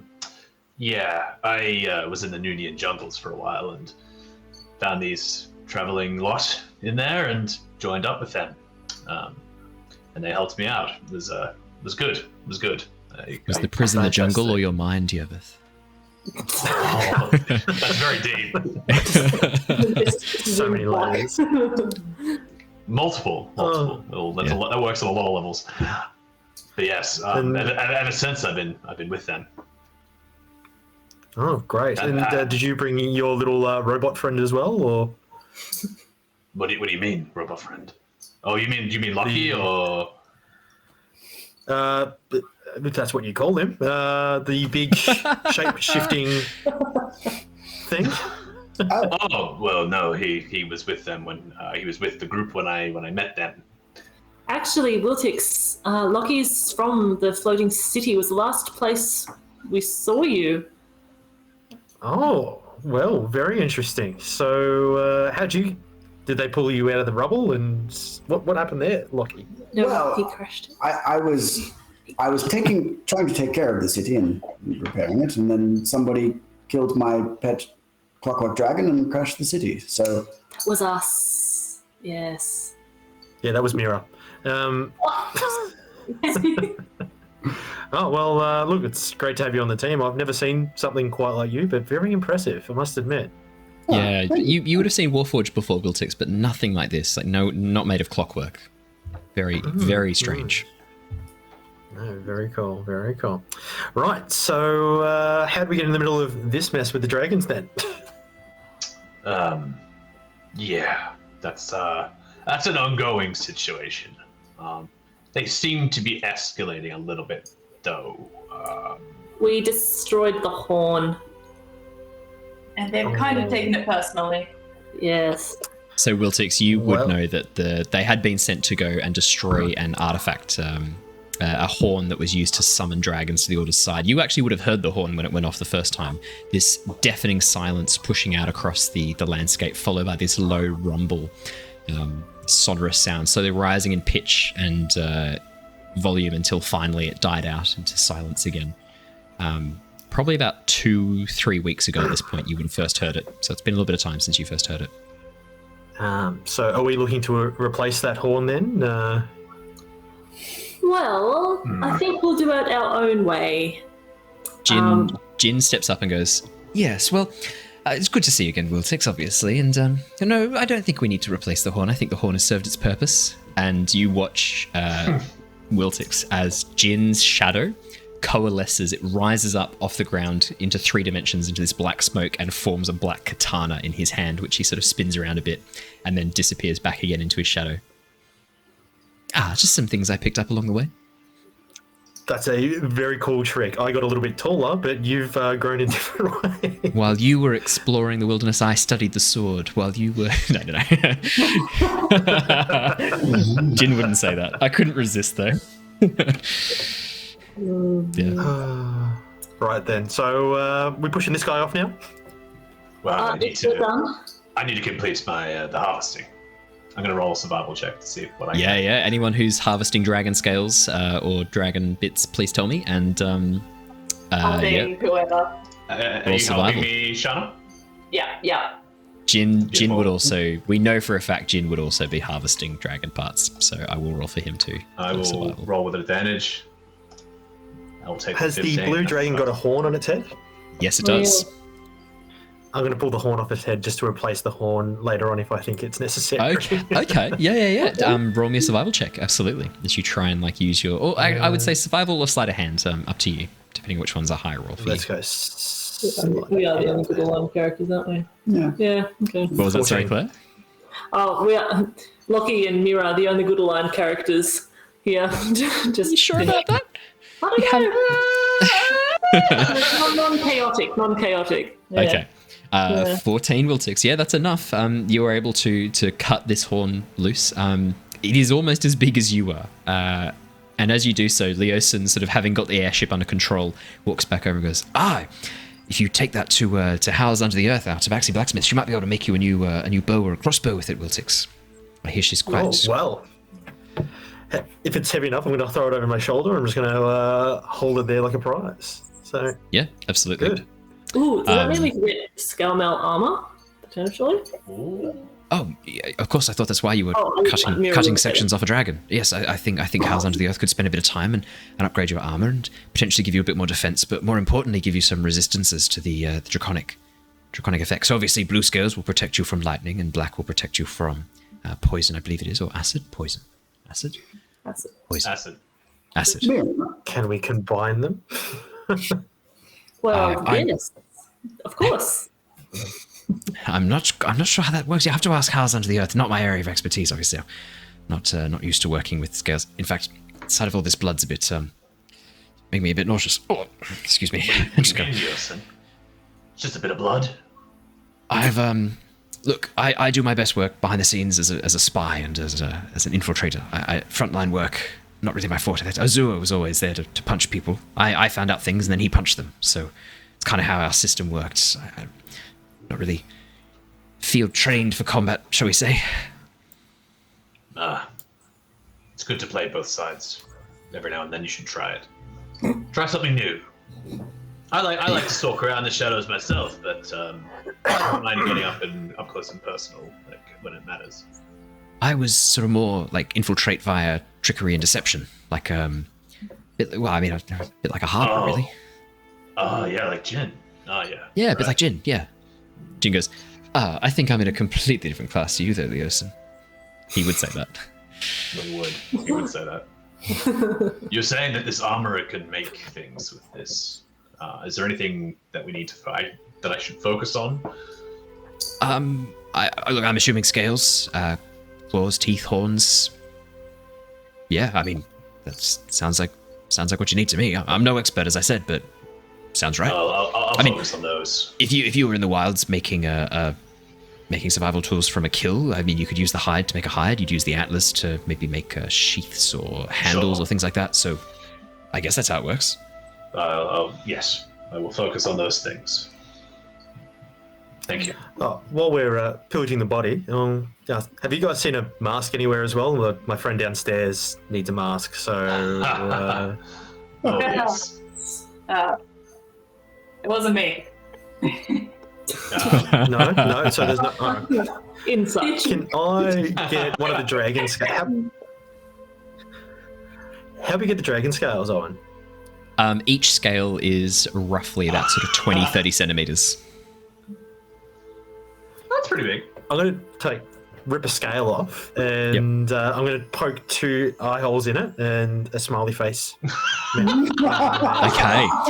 Can you make me a weapon attack roll against the scale to try and penetrate it? These scales are very hard and very thick, so just use a dagger. So, just attack with your dagger. My dagger, or can I still use my claws if I'm still in? Oh, you can still use your claws. Yeah, of course you can. Yeah, sorry. Yeah. Of course you can. All right. Forgot you're in clawed form. Fuck me. Wow. What you just described, 28. Yeah, what you just described happens. Like Wiltix just gets his claw and just goes. It scratches around the scale, carving a hole in it on both sides, and then the smiley face just gets carved out, making this horrific, like fingernails down the chalkboard style noise as he just finishes it off. Yeah, got a very passable. Yervith's gonna look up and just be like, "Oh, that's impressive. How did you?" Problem solved though. So I'm interested to see what happens if we do that to our friend. Yeah, that's been an ongoing thing as well, hasn't it? I don't know. It might help. Let's see what happens. Yeah. he'll at least look happy while he's wearing the mask. So okay, so you guys head downstairs. Yeah, absolutely. I think Simon. my just before we do, my dragon Yes. spirit will help Lockie move the bodies off the Once you've finished, once you've finished getting what you need.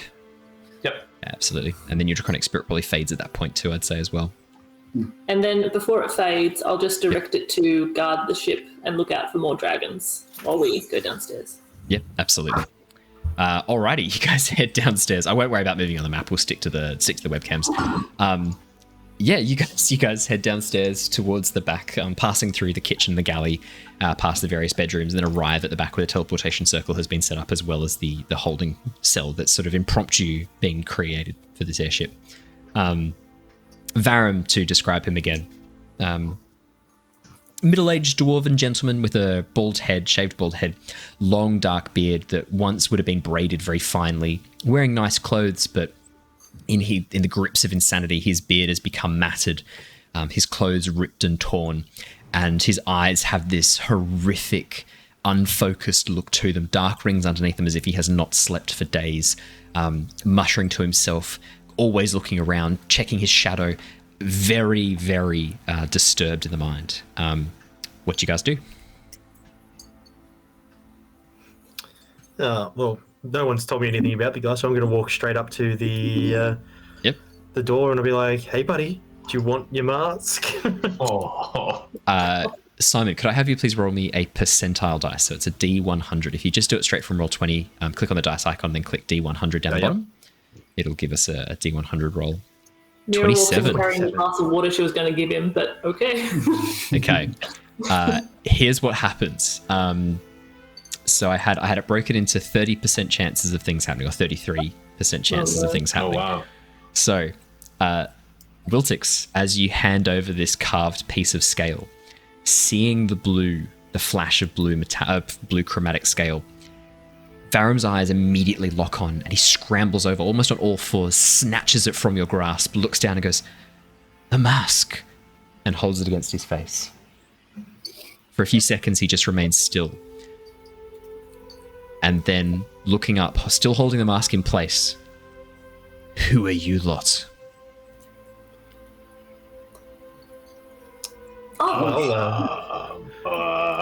Varum? Aye, that is my name. Aye, Varum. Varum the White. Now I am Varum the Blue, champion of all dragons. Soon I shall unseat Severin and claim my rightful place as commander of the forces. All shall bow before me. You must be my new recruits. Why am I confined to quarters? Yes, as he looks around. Yes. You've been very unwell.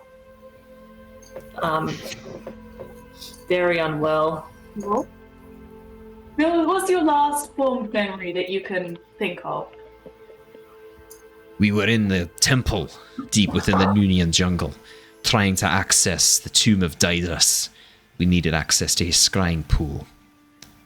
A wave of water rose, flooded. Knowledge flew into me, and he begins shuddering. No, it's too much. I saw everything. The mask falls from between his fingers and drops to the floor, clattering uselessly. The unfocused expression comes across his face once again. No, it's too much. It was too much. And he begins banging his head against the wall once more. I need the mask. I need the mask. I need the mask. Look what you did. You broke him again. Can I mage hand the mask and like put it back on his face, like back? Oh god! As he's banging his head against the wall, you hold a dragon scale between him and the wood. As he smashes his face against the hard dragon scale, blood begins flowing freely from a large cut in his head. But as his head hits the mask, he sort of reaches up, clutches it to his face again, and goes, "Hey, you need the mask." What? I don't understand. Where am I? As he looks around again, seemingly somewhat lucid once more. We should probably like strap that to his face. Yes. Yeah. I've got it. Just a sec. I'll go back in my workshop and find a little bit of twine. Varum, Yes. you just hold that mask to your face for a bit. Lockie will be here to help you in a sec. Shana, no more prying questions. Who are you to command me? I am Varum the Blue, leader of the cult's arm of justice. Yeah, I'm sure you are, buddy. I'm sure you are. Well, yes, and we are going to take you there, but we just don't know where it is. Exactly. Aye, the sacrifice is here. Fantastic, I guess we must have brought her together. Well, what are we waiting for? It's time to head. We need to head to Tiamat's landing. Prepare the ritual. Yes. We've all been disoriented. That's why you have been in here unwell. But we've all forgotten where that is. Do you remember? Yes, we all lost our memory. Yeah. Not just you. I'd expect no less from a group of bumbling fools like yourselves. Pass me a map. He looks around. Yep. Does any of us One of you can run upstairs, grab the aeronautical charts, and pass it down to him. Like he comes back in with some twine and wire, and then puts it around the mask and uses shocking grasp to like solder. I'll pay that. He begins. He snatches the map from you, runs over to the corner of his cell, and the only writing material he has available is his own feces. So he begins like. Because he's covered in filth. He is covered in his own filth. The cell is covered in filth. He begins with a finger, like writing away furiously all over this map. You see, like writing all sorts of things, and then he puts it over and goes, "Like, just direct us there," and passes through the chart through the gap in the cell bars. I will gingerly take it. Yep. You take the charts. It's slightly rolled up, so you can't see what he's done to it yet. Oh no. Okay. Oh god. Let's unroll it. Yeah. I Need the Mask has been written about 40 times on the chart as best as he can in Dwarven runes. Oh, I can't read Dwarven. I'm just like, Oh no. In that case, it just looks like these repeated Dwarven runes, Mira, all over the chart. Yeah. Perhaps if you held it up to the moon, they might shine. It has to be a full moon, though. Because it's shit, get it? Nah. Oh dear. Well, Wiltix, you've actually made more inroads with Varum than the rest of us have for about a month. So. Oh, fantastic. So now Let me... responsibility. Excellent. Wonderful. Oh, yay. Yes, you can, Shana. Do you guys have a general direction that we're meant to head in then, or are you just kind of... Well, we were going to go back to Oxenfurt, actually, and regroup. Okay, sounds good to me. I got rushed here, so... Yes, where did you come from? Where have you been? Well, I was I lost you guys. Then I went up north, met a couple people, met another wolf guy, went around, came back to the guild, went off to an adventure, came back to the guild, got told to come here, saw a guy with a mask, went upstairs, fought a dragon. Then a dude wrote, "I need the mask" and shit about 40 times. And that's pretty much a summary of what's happened. I got bigger. Yeah. Wow. About it. So. How are you separated? How am I what, sorry? How were you separated in the first place? Because I was under the impression that the lot of you were on the Sky Castle together. They fell through some sort of portal. There was an archway protecting the engine. Lockie, you would know this. There was an archway protecting the engine that automatically cast Banish on any extraplanar creatures, and both Azure and Wiltix were banished. Oh, that would have been terribly uncomfortable. Yeah, look, it didn't feel great at the time. I got over it. Took a little while, but hey, had fun up north. So, can you still eat cheese? Can I still eat pea? Yes, I've heard as a side effect of the banish gates is you can't eat cheese. Oh well, no. Look, I can't say I got much cheese where I was, but I do have a little bit of a hankering for some. So, I mean, when we get to Oxenfurt, I will give it a go and we can find out. But actually, we were going to go back to your friend Shana and tell him the good news about the hag. Supplies along the way anyway, so we need to make the stop. We're going to Drifthaven, right? Yes. And I wanted to see if the curse was broken with my friend. Actually, you're a fellow Lycan roughly, aren't you?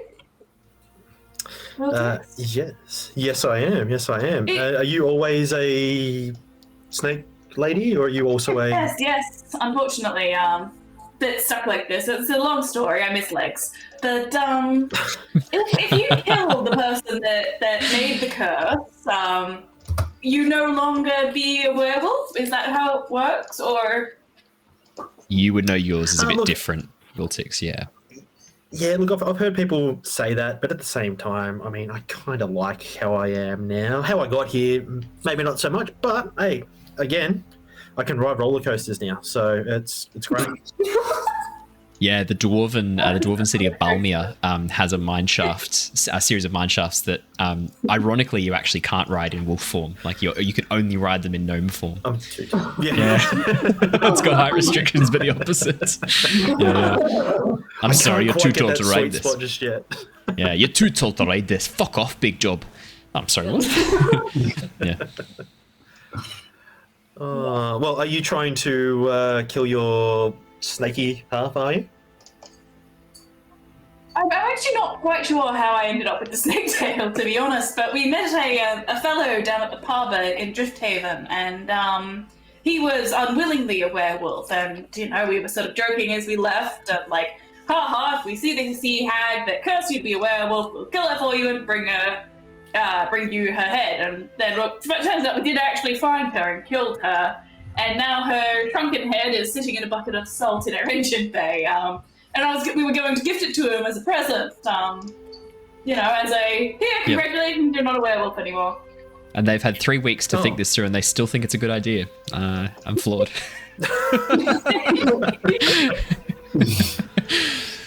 Yep. Oh, jeez.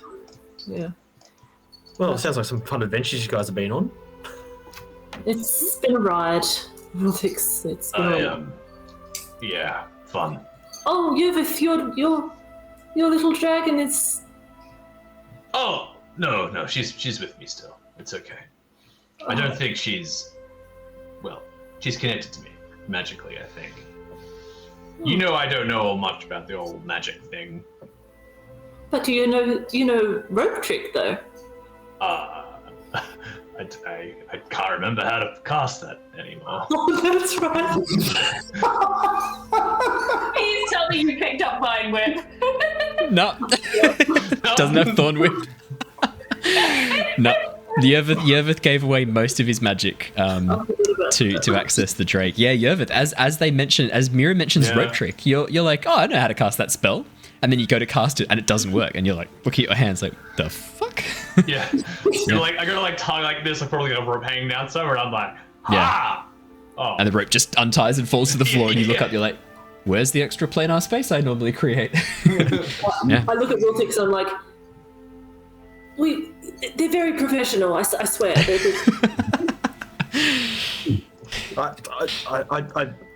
I trust you, Mira, but you do know that all new recruits have to be able to cast Thorn Whip. I mean, at the very least.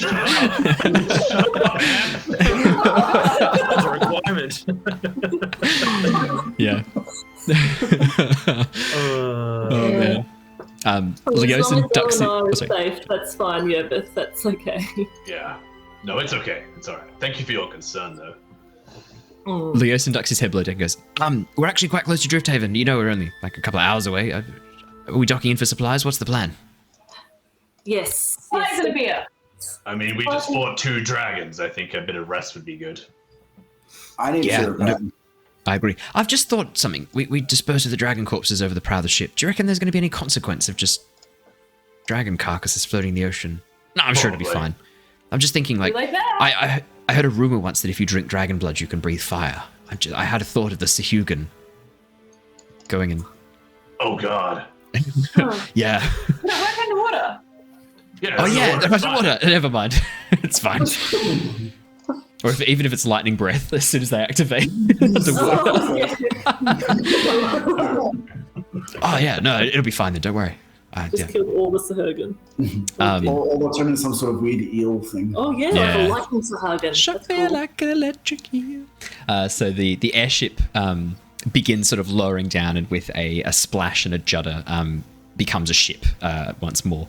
As Leosin sails it into the harbour. Wiltix, this is your first time seeing Drifthaven. You see before you a vast network of houseboats and floating platforms that have been bound together with ropes and wood. It's a giant floating city constructed out of many boats and rafts. The city is incredibly fragile looking, but you notice that the seas around it seem incredibly calm, and this massive sort of, to your eyes, it would appear circular. This massive sort of circular thing around it. The seas appear completely calm, and the very center of the city is a large circular platform that actually has a spire heading down deep into the ocean below. And you can see coral gardens being grown around this spire. You can see kelp and things like that rising from above. But yeah, it's this massive floating city, predominantly populated by half-orcs, or in Nostea they are the Meloran orcs, the orcs who follow the goddess Melora. So mostly half-orcs, but everyone here, a very eclectic mix of all races. You see a few gnomes on the docks working as you pass on through. All races represented. The airship docks up against one of the sections of the extended docks for airships specifically. Leosin says, "I'll handle the harbour master. Please feel free. Head some supplies. I'll send our orc friend out to go and pick up some supplies as well.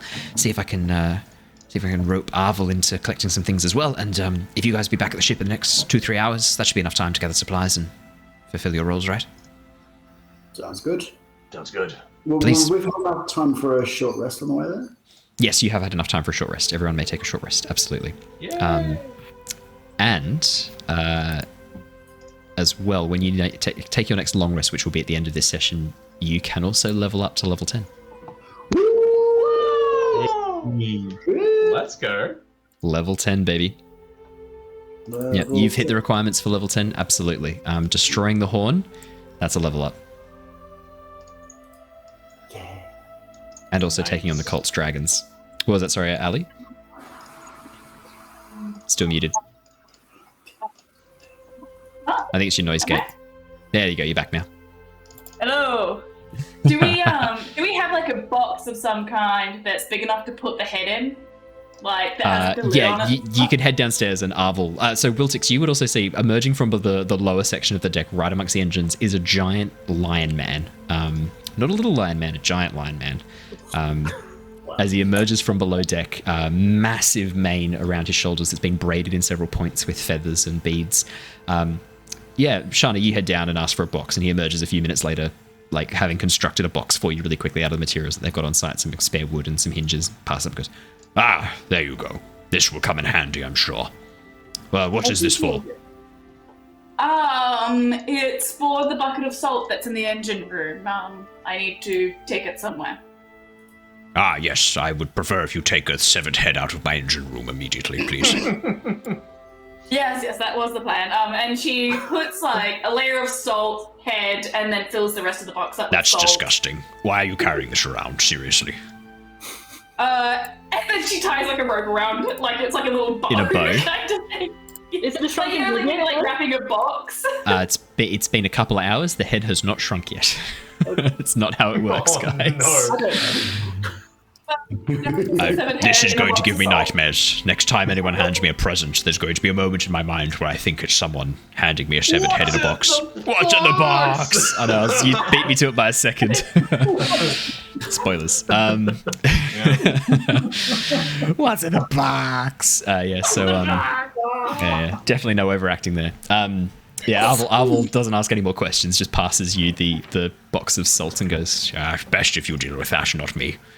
Has nothing further to do with you. Shana, you wanted to head to the tavern to go and hunt down your wolf friend. Wiltix, I'm imagining you probably would be curious to meet another Lycan as well, I suspect, but up to you. Yeah, no, definitely. I'd definitely be keen to head off that way as well. So. And the rest of you guys, did you want to head with Shana, or are you doing your own thing? I think Yervith probably would go. Yeah. He met the Wolfman before and had liked his company. So yeah, he'd probably go with Shana. Okay, cool. Anyone else? Yeah. All with Shana? Oh, easy. Great. Okay, fantastic. Shana, you know the way. This is the airship dock you parked at previously. It's a very short walk. You know this is the way Batara, your half-orc guide, led you through the city, takes you across a series of canals and bridges. Up close and personal, Wiltix, you can see that the houses here are all constructed out of rafts and platforms, as I said, but all with steps down into the water and all with access to the water at all times. And you can see that the houses, a number of them actually have moon pools in the center of them that allow access to the water as well. It seems like the people here live in very close connection to the ocean. And you also see for the first time in your life a few Triton, these fish-looking people who resemble almost Atlanteans in a way, these sort of like fish-like appearances, blue skin, scaly skin, gills as well, but able to breathe air for a short period of time, who seem to be sort of like moving between the area and diving down deep below from somewhere. It's like taking goods from the bottom of the ocean up towards the surface and taking goods back down to the bottom of the ocean again. Seems like some sort of trading partnership going on between Drifthaven and some deep underwater city. But yeah, you guys pass through. The tavern that Shana leads you into is half sunk into the water. It looks like an old pirate barge that's been partially sunk. And as the door opens, you can see that all of the bar tables and chairs are actually suspended from the ceiling by ropes, which all connect back to a main platform where there is a massive ship's wheel that's used to basically position and change the height of all the tables and the chairs. So it's basically, imagine like a park bench suspended by a rope in the air, and all of them are moving around and being pushed to different locations at different times. It's absolute fucking chaos. Everyone is drunk. Everyone is rowdy. It's sort of early afternoon, but this place is full of sailors and traders who have been on the open ocean for weeks and weeks and weeks, and have now just arrived to the first sign of grog in a number of weeks, and so they are enjoying it and spending all of their pay to do so. Climbing up through the ropes is a goblin wearing nothing but a loincloth, traveling around through the ropes and dropping off table orders as he does so, and delivering food. Lyra, sitting at a table, you see a man dressed in very sort of like leather furs that you don't recognize, sitting at the same table where you previously had met your wolven friend. Do you remember his name by any chance? Down, and then I have since reset my computer and I lost all my That's notes. okay. I believe it was Calvin. So I had written down Calvin. So as you look over, you see sitting in Calvin's seat is a humanoid man with slightly pointed ears, maybe a half elf, dark black hair, just sipping an ale by himself at the same table where you previously had seen this very wolven form. Sitting down, enjoying his beer, looking a bit sort of quiet and lost. And she slides up to him and is just sort of like, sorry to intrude. I'm after the wolf-like fellow that worked here Shana. as of a little bit Shana, ago. Shana, Oh, it's hey. me. Shana, it's me, Calvin. You. Oh, and look at that, it worked. Remember how last time, It was you. You killed the hag. well, I did say last time we, as we were having a beer, I said, well, if I run into any sea hags, I'll kill her for you and bring you her head. I thought I thought you were joking. I can't believe this. Shana doesn't joke around. Good to know. Noted. So you're all back to your previous self, yes? Mostly. I just have control over it now. And he holds out his arm and you watch as it transforms into this massive wolf paw. Very similar to Wiltix has done previously right in front of you. That looked familiar.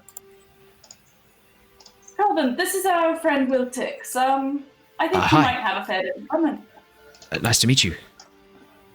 So at this point, we took a short rest on the ship on the way across, didn't we?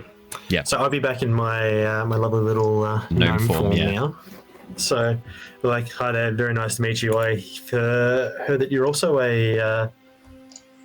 also like to change into different things as well, depending on your mood. It's fairly new. I was trapped in this sort of hybrid wolf form for the last 8 years of my life. But now, only a couple of days ago, I think 2 days ago, I suddenly woke up and I was like this, and I had a very weird dream. A voice spoke to me. But I'm human again. I'm in my normal form again. Oh, did the voice tell you its name or anything like that, or was it your own voice? What did you? What do you hear? Just a dream. I'm sure it wasn't anything to worry about. Do you want to make me a persuasion check, please, Wiltix? Yeah, I do want to make a persuasion. Said it like a New Zealander. Oh, can you make me a persuasion check, please, Wiltix? If you can make me a persuasion check, please, Wiltix, that'd be great. Thanks. Thank you. 16. 16. Fenris. She said her name was Fenris. Now, from my previous experiences, Owen, would I want him to keep talking to Fenris, or? Well, it's kind of up to you. You know that Fenris is a. You don't actually know what Fenris is. Some sort of entity or connection that you have to the Wolven form, and you know that when you take on the Wolven form, sometimes you can hear her voice or feel her presence guiding you. Previously, when you went to Cloudfodge, you did spend a bit of time conversing with Fenris, and at this point, your goals are aligned. She has sort of revealed to you that her goal is not to cause harm or damage, but to help those who have been subjected to the mind of a beast, to help understand and control it, to connect with the beast. And her belief is that all people should be connected to the minds of beasts in a way. So you know that her goal is more sort of, she loves the idea of a widespread lycanthropy across the world where everyone is connected to the natural world. All right. Well, I'd say, I'd keep talking to your friend there. You never know what you might learn. Yeah, she's a bit scary though, isn't she? She appeared as a giant wolf, and I wasn't sure whether to say anything. I've heard that demons can speak to you in your dreams sometimes. She's not a demon, is she? I wouldn't say that she's a demon. I wouldn't say that she's a angel. I just think that Fenris is Fenris and is there to chat to you while you're going through your changes, your bodily changes at this time. Oh, okay. Is it? I worried that it wasn't a normal thing to speak to these entities. I don't really know if anyone else has ever spoken in a way with an entity like this. It's comforting to know that it's not just me. I was going to say we're 2 for 2 at the moment, so I'm not sure if many other people hear voices of creatures, and I'll turn to my colleague who's half a 50-50 creature and be like, have you had any snake dreams? Not snake dreams, but she quickly shuts down that question. It's like, so anyway, I definitely don't hear the voices of entities. Before I forget, and she pulls out the box and she says, don't open this. Inside this box is the head of the sea hag as promised. It's packed in salt, so eventually it'll probably shrink down to a shrunken head, but I did promise this to you, but if you do find it a little bit creepy, don't open the box.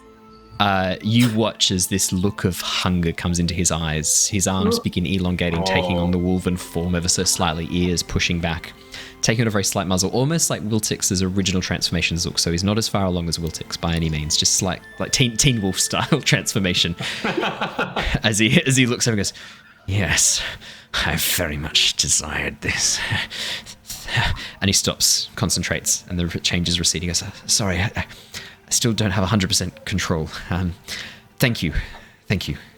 Yes." I recommend against eating it. It is being heavily salted. I won't eat it. No. How that is. No, I wouldn't will. be eating a sea hag head anyway. No, I plan on burning this. Yes. Well, don't light the entire town on fire while we do it. No, I wouldn't. I would never do such a thing. Have you Or at least wait till we leave. have you seen what this city is built on? That'd be awfully impressive to burn this place down. Just like in the water, like standing in the water. Yeah. Yeah. Yes. Thank you. Thank all of you. Thanks to all of you. And thank you, Wiltix. If I have any questions, can I contact you? Where might I find you? Look, I've never played Chinese Whispers with Fenris before, but I'm sure that she might be able to help me out. But otherwise, I'll turn to these other guys and be like, you can always stick around with us for a little while while we're here and see how you go. Yes, I'll give him a card. Yeah. Oh, thank you. Need a job. Takes the card and looks, goes, Oxenfurt, the Night Hall. Okay, yes, I can send a letter via an Aarakocra or speak to you in my dreams through Fenris. Sounds like a plan. That's Yeah. That's weird, but that is a bit weird, yeah. it's not out of the realm.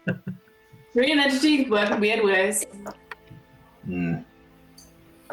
And with that, you guys can. Fenris who's the favourite next time. So. Oh, okay, yeah. And with that, you guys can enjoy a rest, enjoy some food and refreshments. The food here is mostly seafood with occasional sort of jerkied and salted meats that they've been able to transport, but mostly fish. But the food is delicious. It is well cooked, fried in batter, or cooked in copious amounts of butter and oil. You're not sure where they're getting the butter from, and the butter has a slight seaweedy taste to it. But it is nice, and it is salty and delicious, with vast amounts of lime and lemon chips as well. So sections of potato that have been coated in lemon and lime. Obviously, scurvy is a real problem out at sea without access to citrus, so that has been dealt with copiously. And the beer is good. Again, the beer has an odd sort of flavour to it. I think last time we discussed that most of the beer here is actually refined from kelp. So it does have an odd flavour to it, but it is nicely alcoholic, so that kind of overrules the slight odd flavour. It's got a, almost like an umami style flavour to it. That sort of, not salty, not sweet, but umami. But it is very nice and very lightly carbonated, and you do enjoy it. You can all benefit from a long rest when you get back to the airship, and as I said before, all of you now level up to level 10. So you are all now level 10 as well. And with that, we can actually do a little bit of a time skip, because for the next little bit, as the airship flies back towards Oxenfurt... before we head back to the ship, Shana would like to obtain replacement salt and maybe some MSG. Everything's made of salt. I guarantee you they have MSG. Yeah. As you pass one of the stalls on your way back to the airship, you see a human from the eastern parts of Oshia, Asiatic in appearance, who has a large display of spices and herbs in front of him. And as you approach, he introduces himself as Uncle Roger, and is very keen to sell you. No such thing as too much MSG, and very keen to sell you MSG. Yeah. You put this on everything. No one die from too much MSG. Hiya. as he presents you with MSG. How's my Uncle Roger impression? I've never done it in public before. I hope it's okay. It's thin ice I'm shredding. Thank you. Yeah. And I love Uncle Roger. You were able to purchase some MSG. It's like 5 copper pieces for a salt shaker full of MSG. It's very, very. Oh, did I do Uncle Roger in Avatar? I don't remember that. In front of Dave, and then Dave, Oh, I do remember that. and then we pointed out that gaslighting is the white person's thing to do. Yeah, that's right. I remember that. For context, watch our Avatar Legends stream. Yeah, that was fun. But yeah, there's a bit of you get your monosodium glutamate. Refined from finest coral, ground up gently in bowl. Oh wow. Yeah. Gently ground with mortar and pestle. No walk, fuck boy. So yeah, you head back and the ship takes you. There are no encounters on the ship. You have clear skies and smooth sailing across the open sky as you head back towards Oxenfurt. The land below you quickly moves from open ocean to lush forests as you come to the northern tip of Oshia. And Wiltix, actually, from where you guys are flying back, you can actually see the town of Cloudforge deep down below you towards the stern of the ship as you begin passing overhead. Just in the distance, this hillside town built around the ruins of an ancient castle. The deep forests below where you'd spent a number of days tracking prey through those forests in your wolven form. But yeah, your journey back to Oxenfurt is quiet and calm. And as you pull into the airship docks in Oxenfurt, the vast city below you, you can see the unseen university, this vast collection of towers and spires rising high from the centre of the town. The airship docks busy and bustling with activity. And in the distance, as you begin walking down the street, you can actually see the Night Hall in front of you. No longer in ruins. The gate and fences have been repaired, the gardens have been well maintained, and the outside has been given a very thorough cleaning. Windows repaired and fitted with stained glass, and flying high above from the tipmost spire is a large flag with the Tempest Guild written in this beautiful intricate scrollwork across the top of it. And at the front you can see the green and red livery of the adventurers, the Oxenfurt Adventuring Guild. Standing at the front gate, tapping her foot impatiently, is a familiar sight. A half-elf woman with greying hair dressed in very clerk-like robes, holding a bundle of scrolls and a quill tucked behind one ear, is Sylvia Whistlewood. Oh, wow. The administrator, the chief administrator of the Oxenfurt chapter of the League of Adventurers. And as you approach, she lets out a small gasp and begins walking over towards you hurriedly. You have not made a report in a number of months. I demand an explanation. As she looks over towards Mira. Wiltix, Mira, who are these three? And looks over at Yervith, Shana, and Lockie. And then Jin sort of points his head out from behind and goes, hello there. 4. Who are these 4? What has been happening? Hello there. Hi, hello. Hello there. Yes, these are my new recruits. They were found in vitro, so we didn't get to go through all of the paperwork, but I have done some, and Mira will pull out a stack of paperwork. She takes your paperwork and hands you over a bigger bundle. Because I expect these filled out in triplicate, Mira. Although you have done quite a good job. Yervith, Shana, Lockie, Jin, very good. Credentials seem... Well, member of the Harbour's very nice. Yes. Member of the Oxenfurt Expeditionary Company, the Oxford Historical Society, very nice. I need to go speak to them at the most urgent... whenever I can. It's kind of important that I see them. It has here your name is Shana, correct? But also has Lyra in brackets, question mark? Are you not sure what your name is?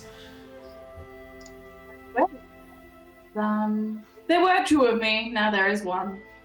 But the signature is Lyra's signature. Are you Lyra? Well, I was Lyra. I was Lyra when I signed it, but now it is Shana. She Would reaches you like into me her to re-sign it? pouch, pulls out some more papers and hands them to you wordlessly, Shana. She just looks. She's like, what is this? Just say, some of this paperwork is...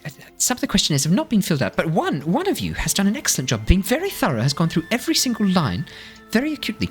Lockie Hobbs. Hello there. Hello there. Very nicely done. Great attention to detail. I'm very impressed, and I am not often impressed. Oh, thank you.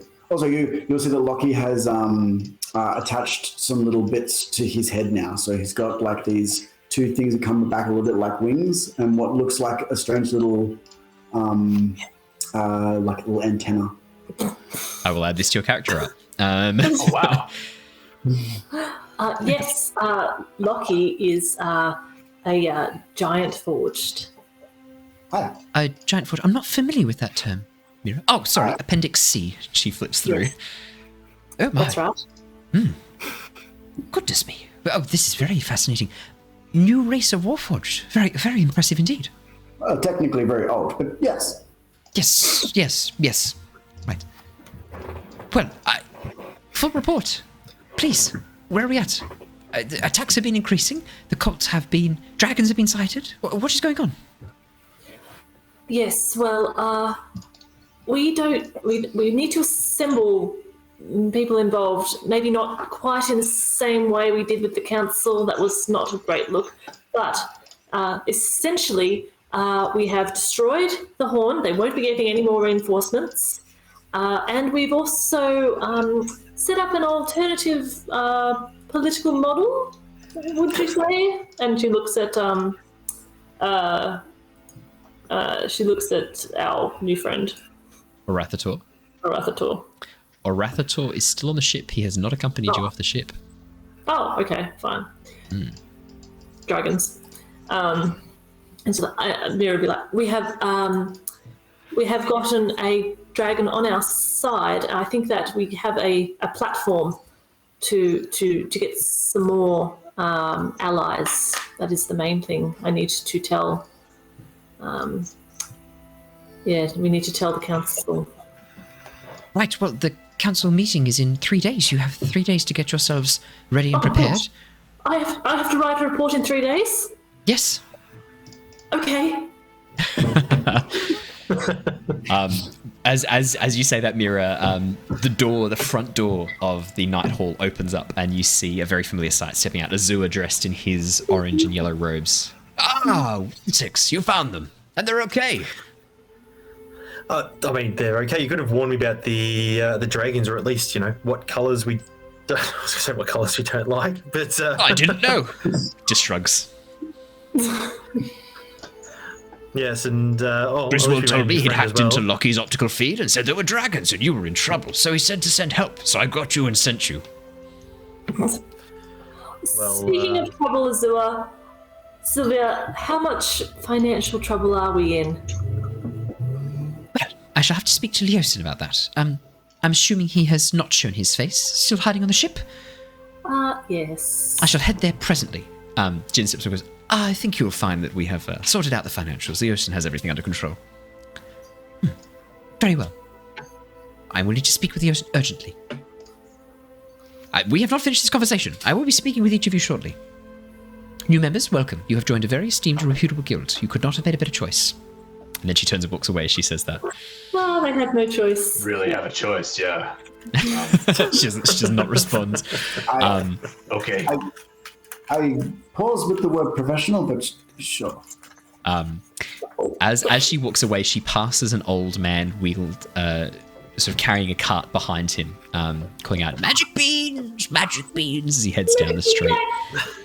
And she sort of looks and goes, does anyone actually buy this crap? And continues walking on. He goes, some people do. They might do. And doesn't say anything else. With that, you guys Azure sort of looks over and goes, well, please step inside. I've made some changes since you were last here. Well, obviously, Wiltix, you had a brief glance as I pushed you through the door and into that teleportation circle, but please let me take you on a tour. And with that, he leads you inside. The Night Hall has been completely refurbished. The rooms have been laid out. Each of your names are inscribed upon the doors. They've been burnished in brass and inscribed upon the doors upstairs. There are a number of bedrooms. You can see that each bedroom has been matched to a colour scheme of your choosing. So it's been matched to the colour scheme of the colours that you wear the most often. Mira, yours is a mixture of silver and red. Yervith, yours is a deep forest green. Shana, yours is this sort of very light, airy blue-purple. Lockie, yours is this sort of industrial burnished bronze. Wiltix, yours is very sort of like dark muted colours, but with a moon motif carved into the top right-hand corner of the room. There are desks, beds, tables, bookshelves, various other sort of items to make yourselves at home. And he leads you down through into the basement, where you can see the basement has been fully turned into a wine cellar filled to the brim with various foods and alcohol. And a curtain has been attached to one wall, which is billowing slightly in the breeze. And as you step downstairs, the Furbolg steps out from within. Nucius steps out and goes, "Oh, I see. You got my message about the eggs." "Oh, no time for that, Nucius. You can talk to them later." And Azure just pushes you upstairs away from Nucius. Nucius goes, oh, okay. Steps back inside the curtain. No, I just wanted to show you the wine. No, more exciting. Come see the blacksmiths. Azure leads you back outside around the side, and you can see that one half of the Night Hall has been converted into a working blacksmith shop. The gate has actually been moved into position, so now the Night Hall is accessed from a separate entryway to the blacksmiths, and the blacksmiths is busy. There are people lined up around the corner, around the other side towards the back of the canal, waiting in line as a female tabaxi dressed in these very intricate leathers, massive leather apron and huge gloves on, is toiling away at this furnace. And you can see that she has two younger tabaxi running around her feet, doing tasks as she instructs them, sort of like going, this one must do this. No, keep the temperature low. Too much water, more, less steam. as they begin like moving around and doing her tasks. Azure looks good. Father of the Earth has turned this into a burgeoning business. It's very exciting. I'm very excited. That was big, Andrew. How's my Andrew? Simon knows him best. 80%? Good. Very good. Yeah, no, very good. Thank you. There. I'm very excited as he looks over and points to the blacksmiths. This is a wonderful place. Yeah, this is, impressive. I might have to bring my tools down here at some stage and have a little tinker. Oh, yes. How is our resident tinkerer? Oh, he replaced the roof, so all looking good now. Oh, excellent. Great. It is a bit claustrophobic in here, though, I must admit. Yes, Yervith, how are you doing in the city? I hear you like forests and gardens. I'm around the back. Okay. He leads you around the other side. There's a large canal running through the back section of Oxenford off the main river, and it borders onto the edge of this property. And the whole backyard section is still woodland wilderness. It's been somewhat cared for. It's much more kempt than it was, not overgrown and choked with weeds.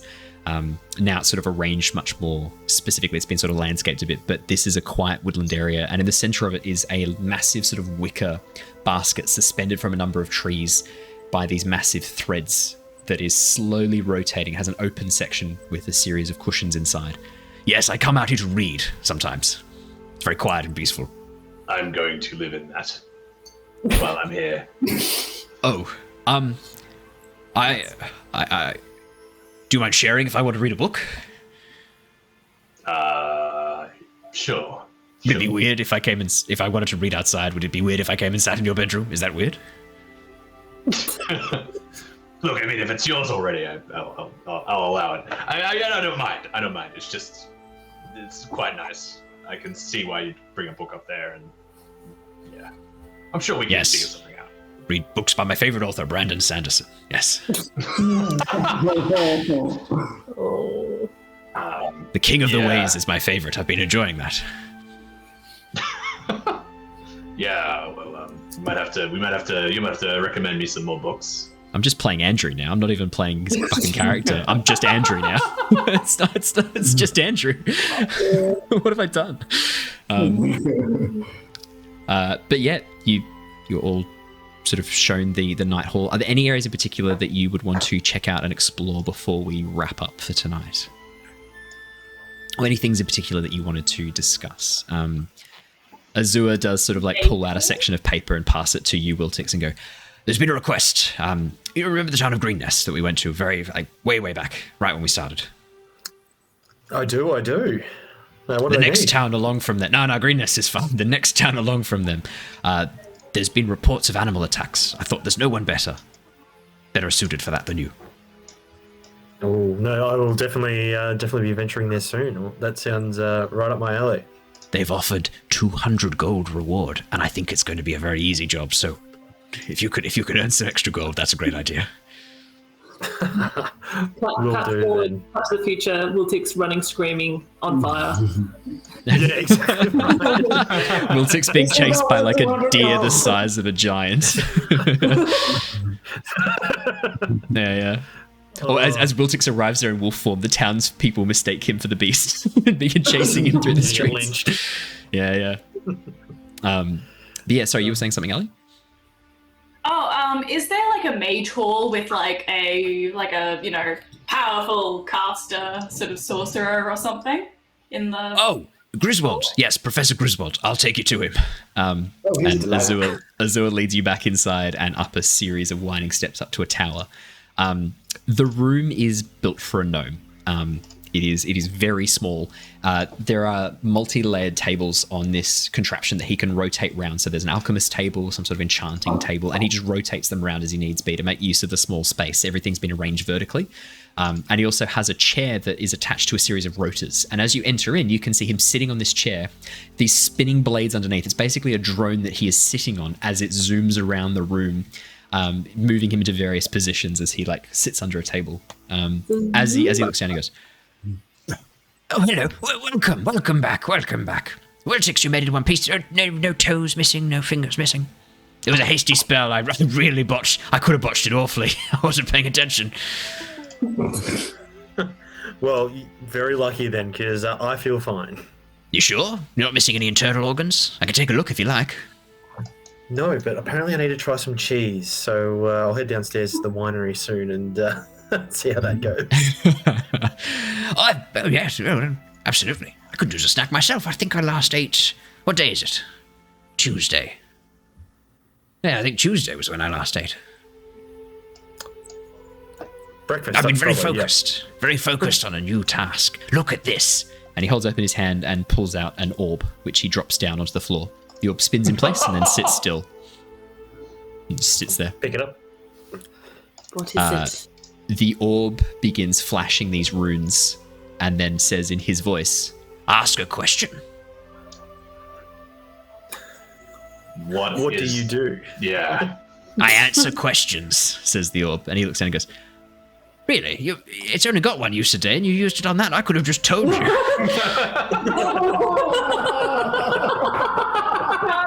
Once a day? Oh, and grab the orb and go, Sorry. Where is Lyra? Oh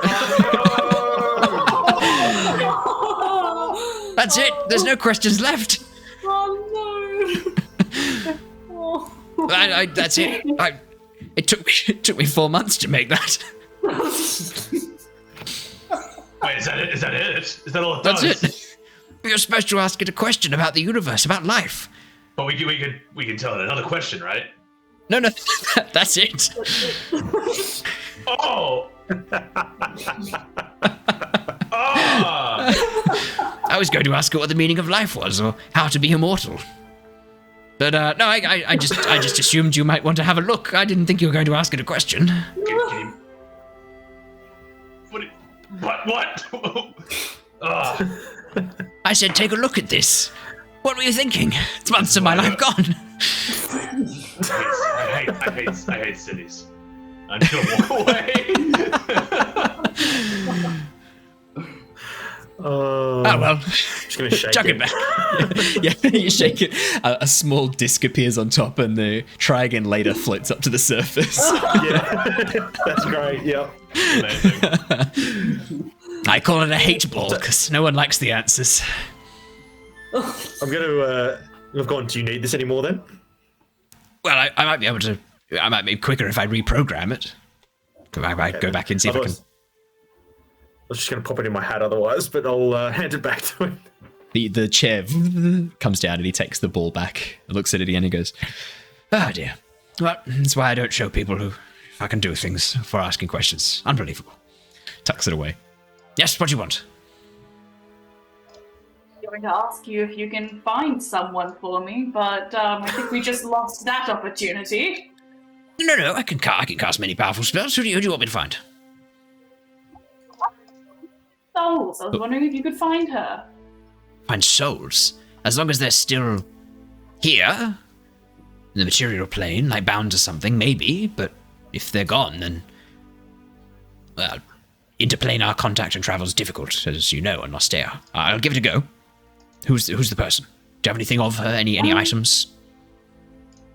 Yeah, well, this is technically her body, but she reaches into technically Lyra's bag and pulls out. I think she'd probably still have the sprig of holly that she would have snapped off Shana's Lyra's quarterstaff that was part of her focus. Lockie holds out a little wrought necklace with a piece of the shattered gem on it. Oh. Yeah, they'll do nicely. Yeah. He takes them both off you.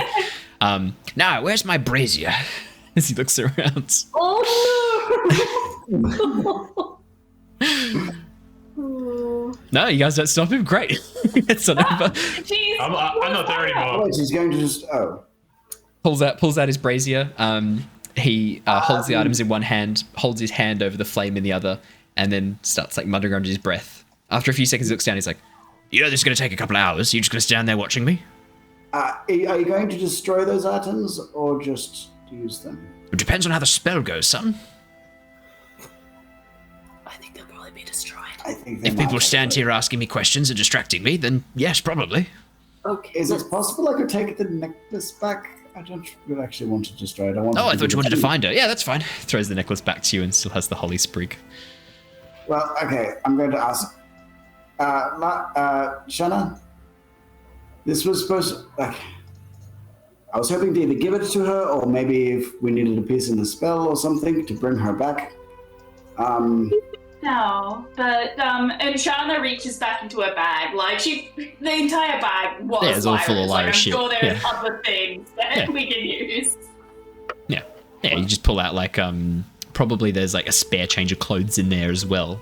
You just hand over the clothes. There's like maybe some like a carving of an animal that she got from a friend or from a mentor, like all sorts of random druidic stuff that she would have. Yeah, you just pass it over. This will do nicely, yes. How about I send a message to you, Lockie, when it's done? I'll shoot you a message. As he taps his head. Sounds good. Yervith, I think that I'd like you to meet Newt. I think that they might be able to help you with Eleanor. Who's Newt? Well, he lives in the basement. We don't talk about Newt. We don't talk about new shit. No. But you're talking about him right now. That can't be true. No, you're right. It was my little quip. Ah. Yeah. Pretty funny. Okay, we're done. Yeah, you can lead Lucius down to the basement. I think that actually might be a longer conversation. I might save that for the beginning of next session if that's okay, just because there's a lot that they can discuss potentially. Yeah. So I think I might do that. But I think that is a good place to wrap up there, unless there's anything pressing or quick you want to do. But yeah, Wiltix, you've been handed another mission to go and investigate some beast attacks a little bit south of Green Nest, the town a little bit south of Green Nest, to go investigate what's been going on there. And the rest of you, you know that you've got the council meeting in a few days. Time to prepare, time to gather together what resources you need in preparation for the next council meeting. And with that, we will wrap up D&D for tonight. Thank you so much for joining us, everybody. It's so lovely to have you here. I hope you've enjoyed this session. Thank you so much, Sai, for coming back as Wiltix. Definitely get you back whenever there's any spots to get you back in as Wiltix. Absolutely. And if you're keen for giving the Avatar Legends a go, I'll let you know if there's ever a spot there too, because that's a fun system as well. And it's not hard to learn at all. It's way simpler than D&D. It's really cool. Awesome. Well, thanks so much, everybody. We're gonna head out. That's all for tonight. That's 2.5 hours. We have absolutely gone over time, so we will wrap up there. Stay safe, stay well, and we will see you all again next time. Farewell, everybody. Bye. Bye. Bye. And see you.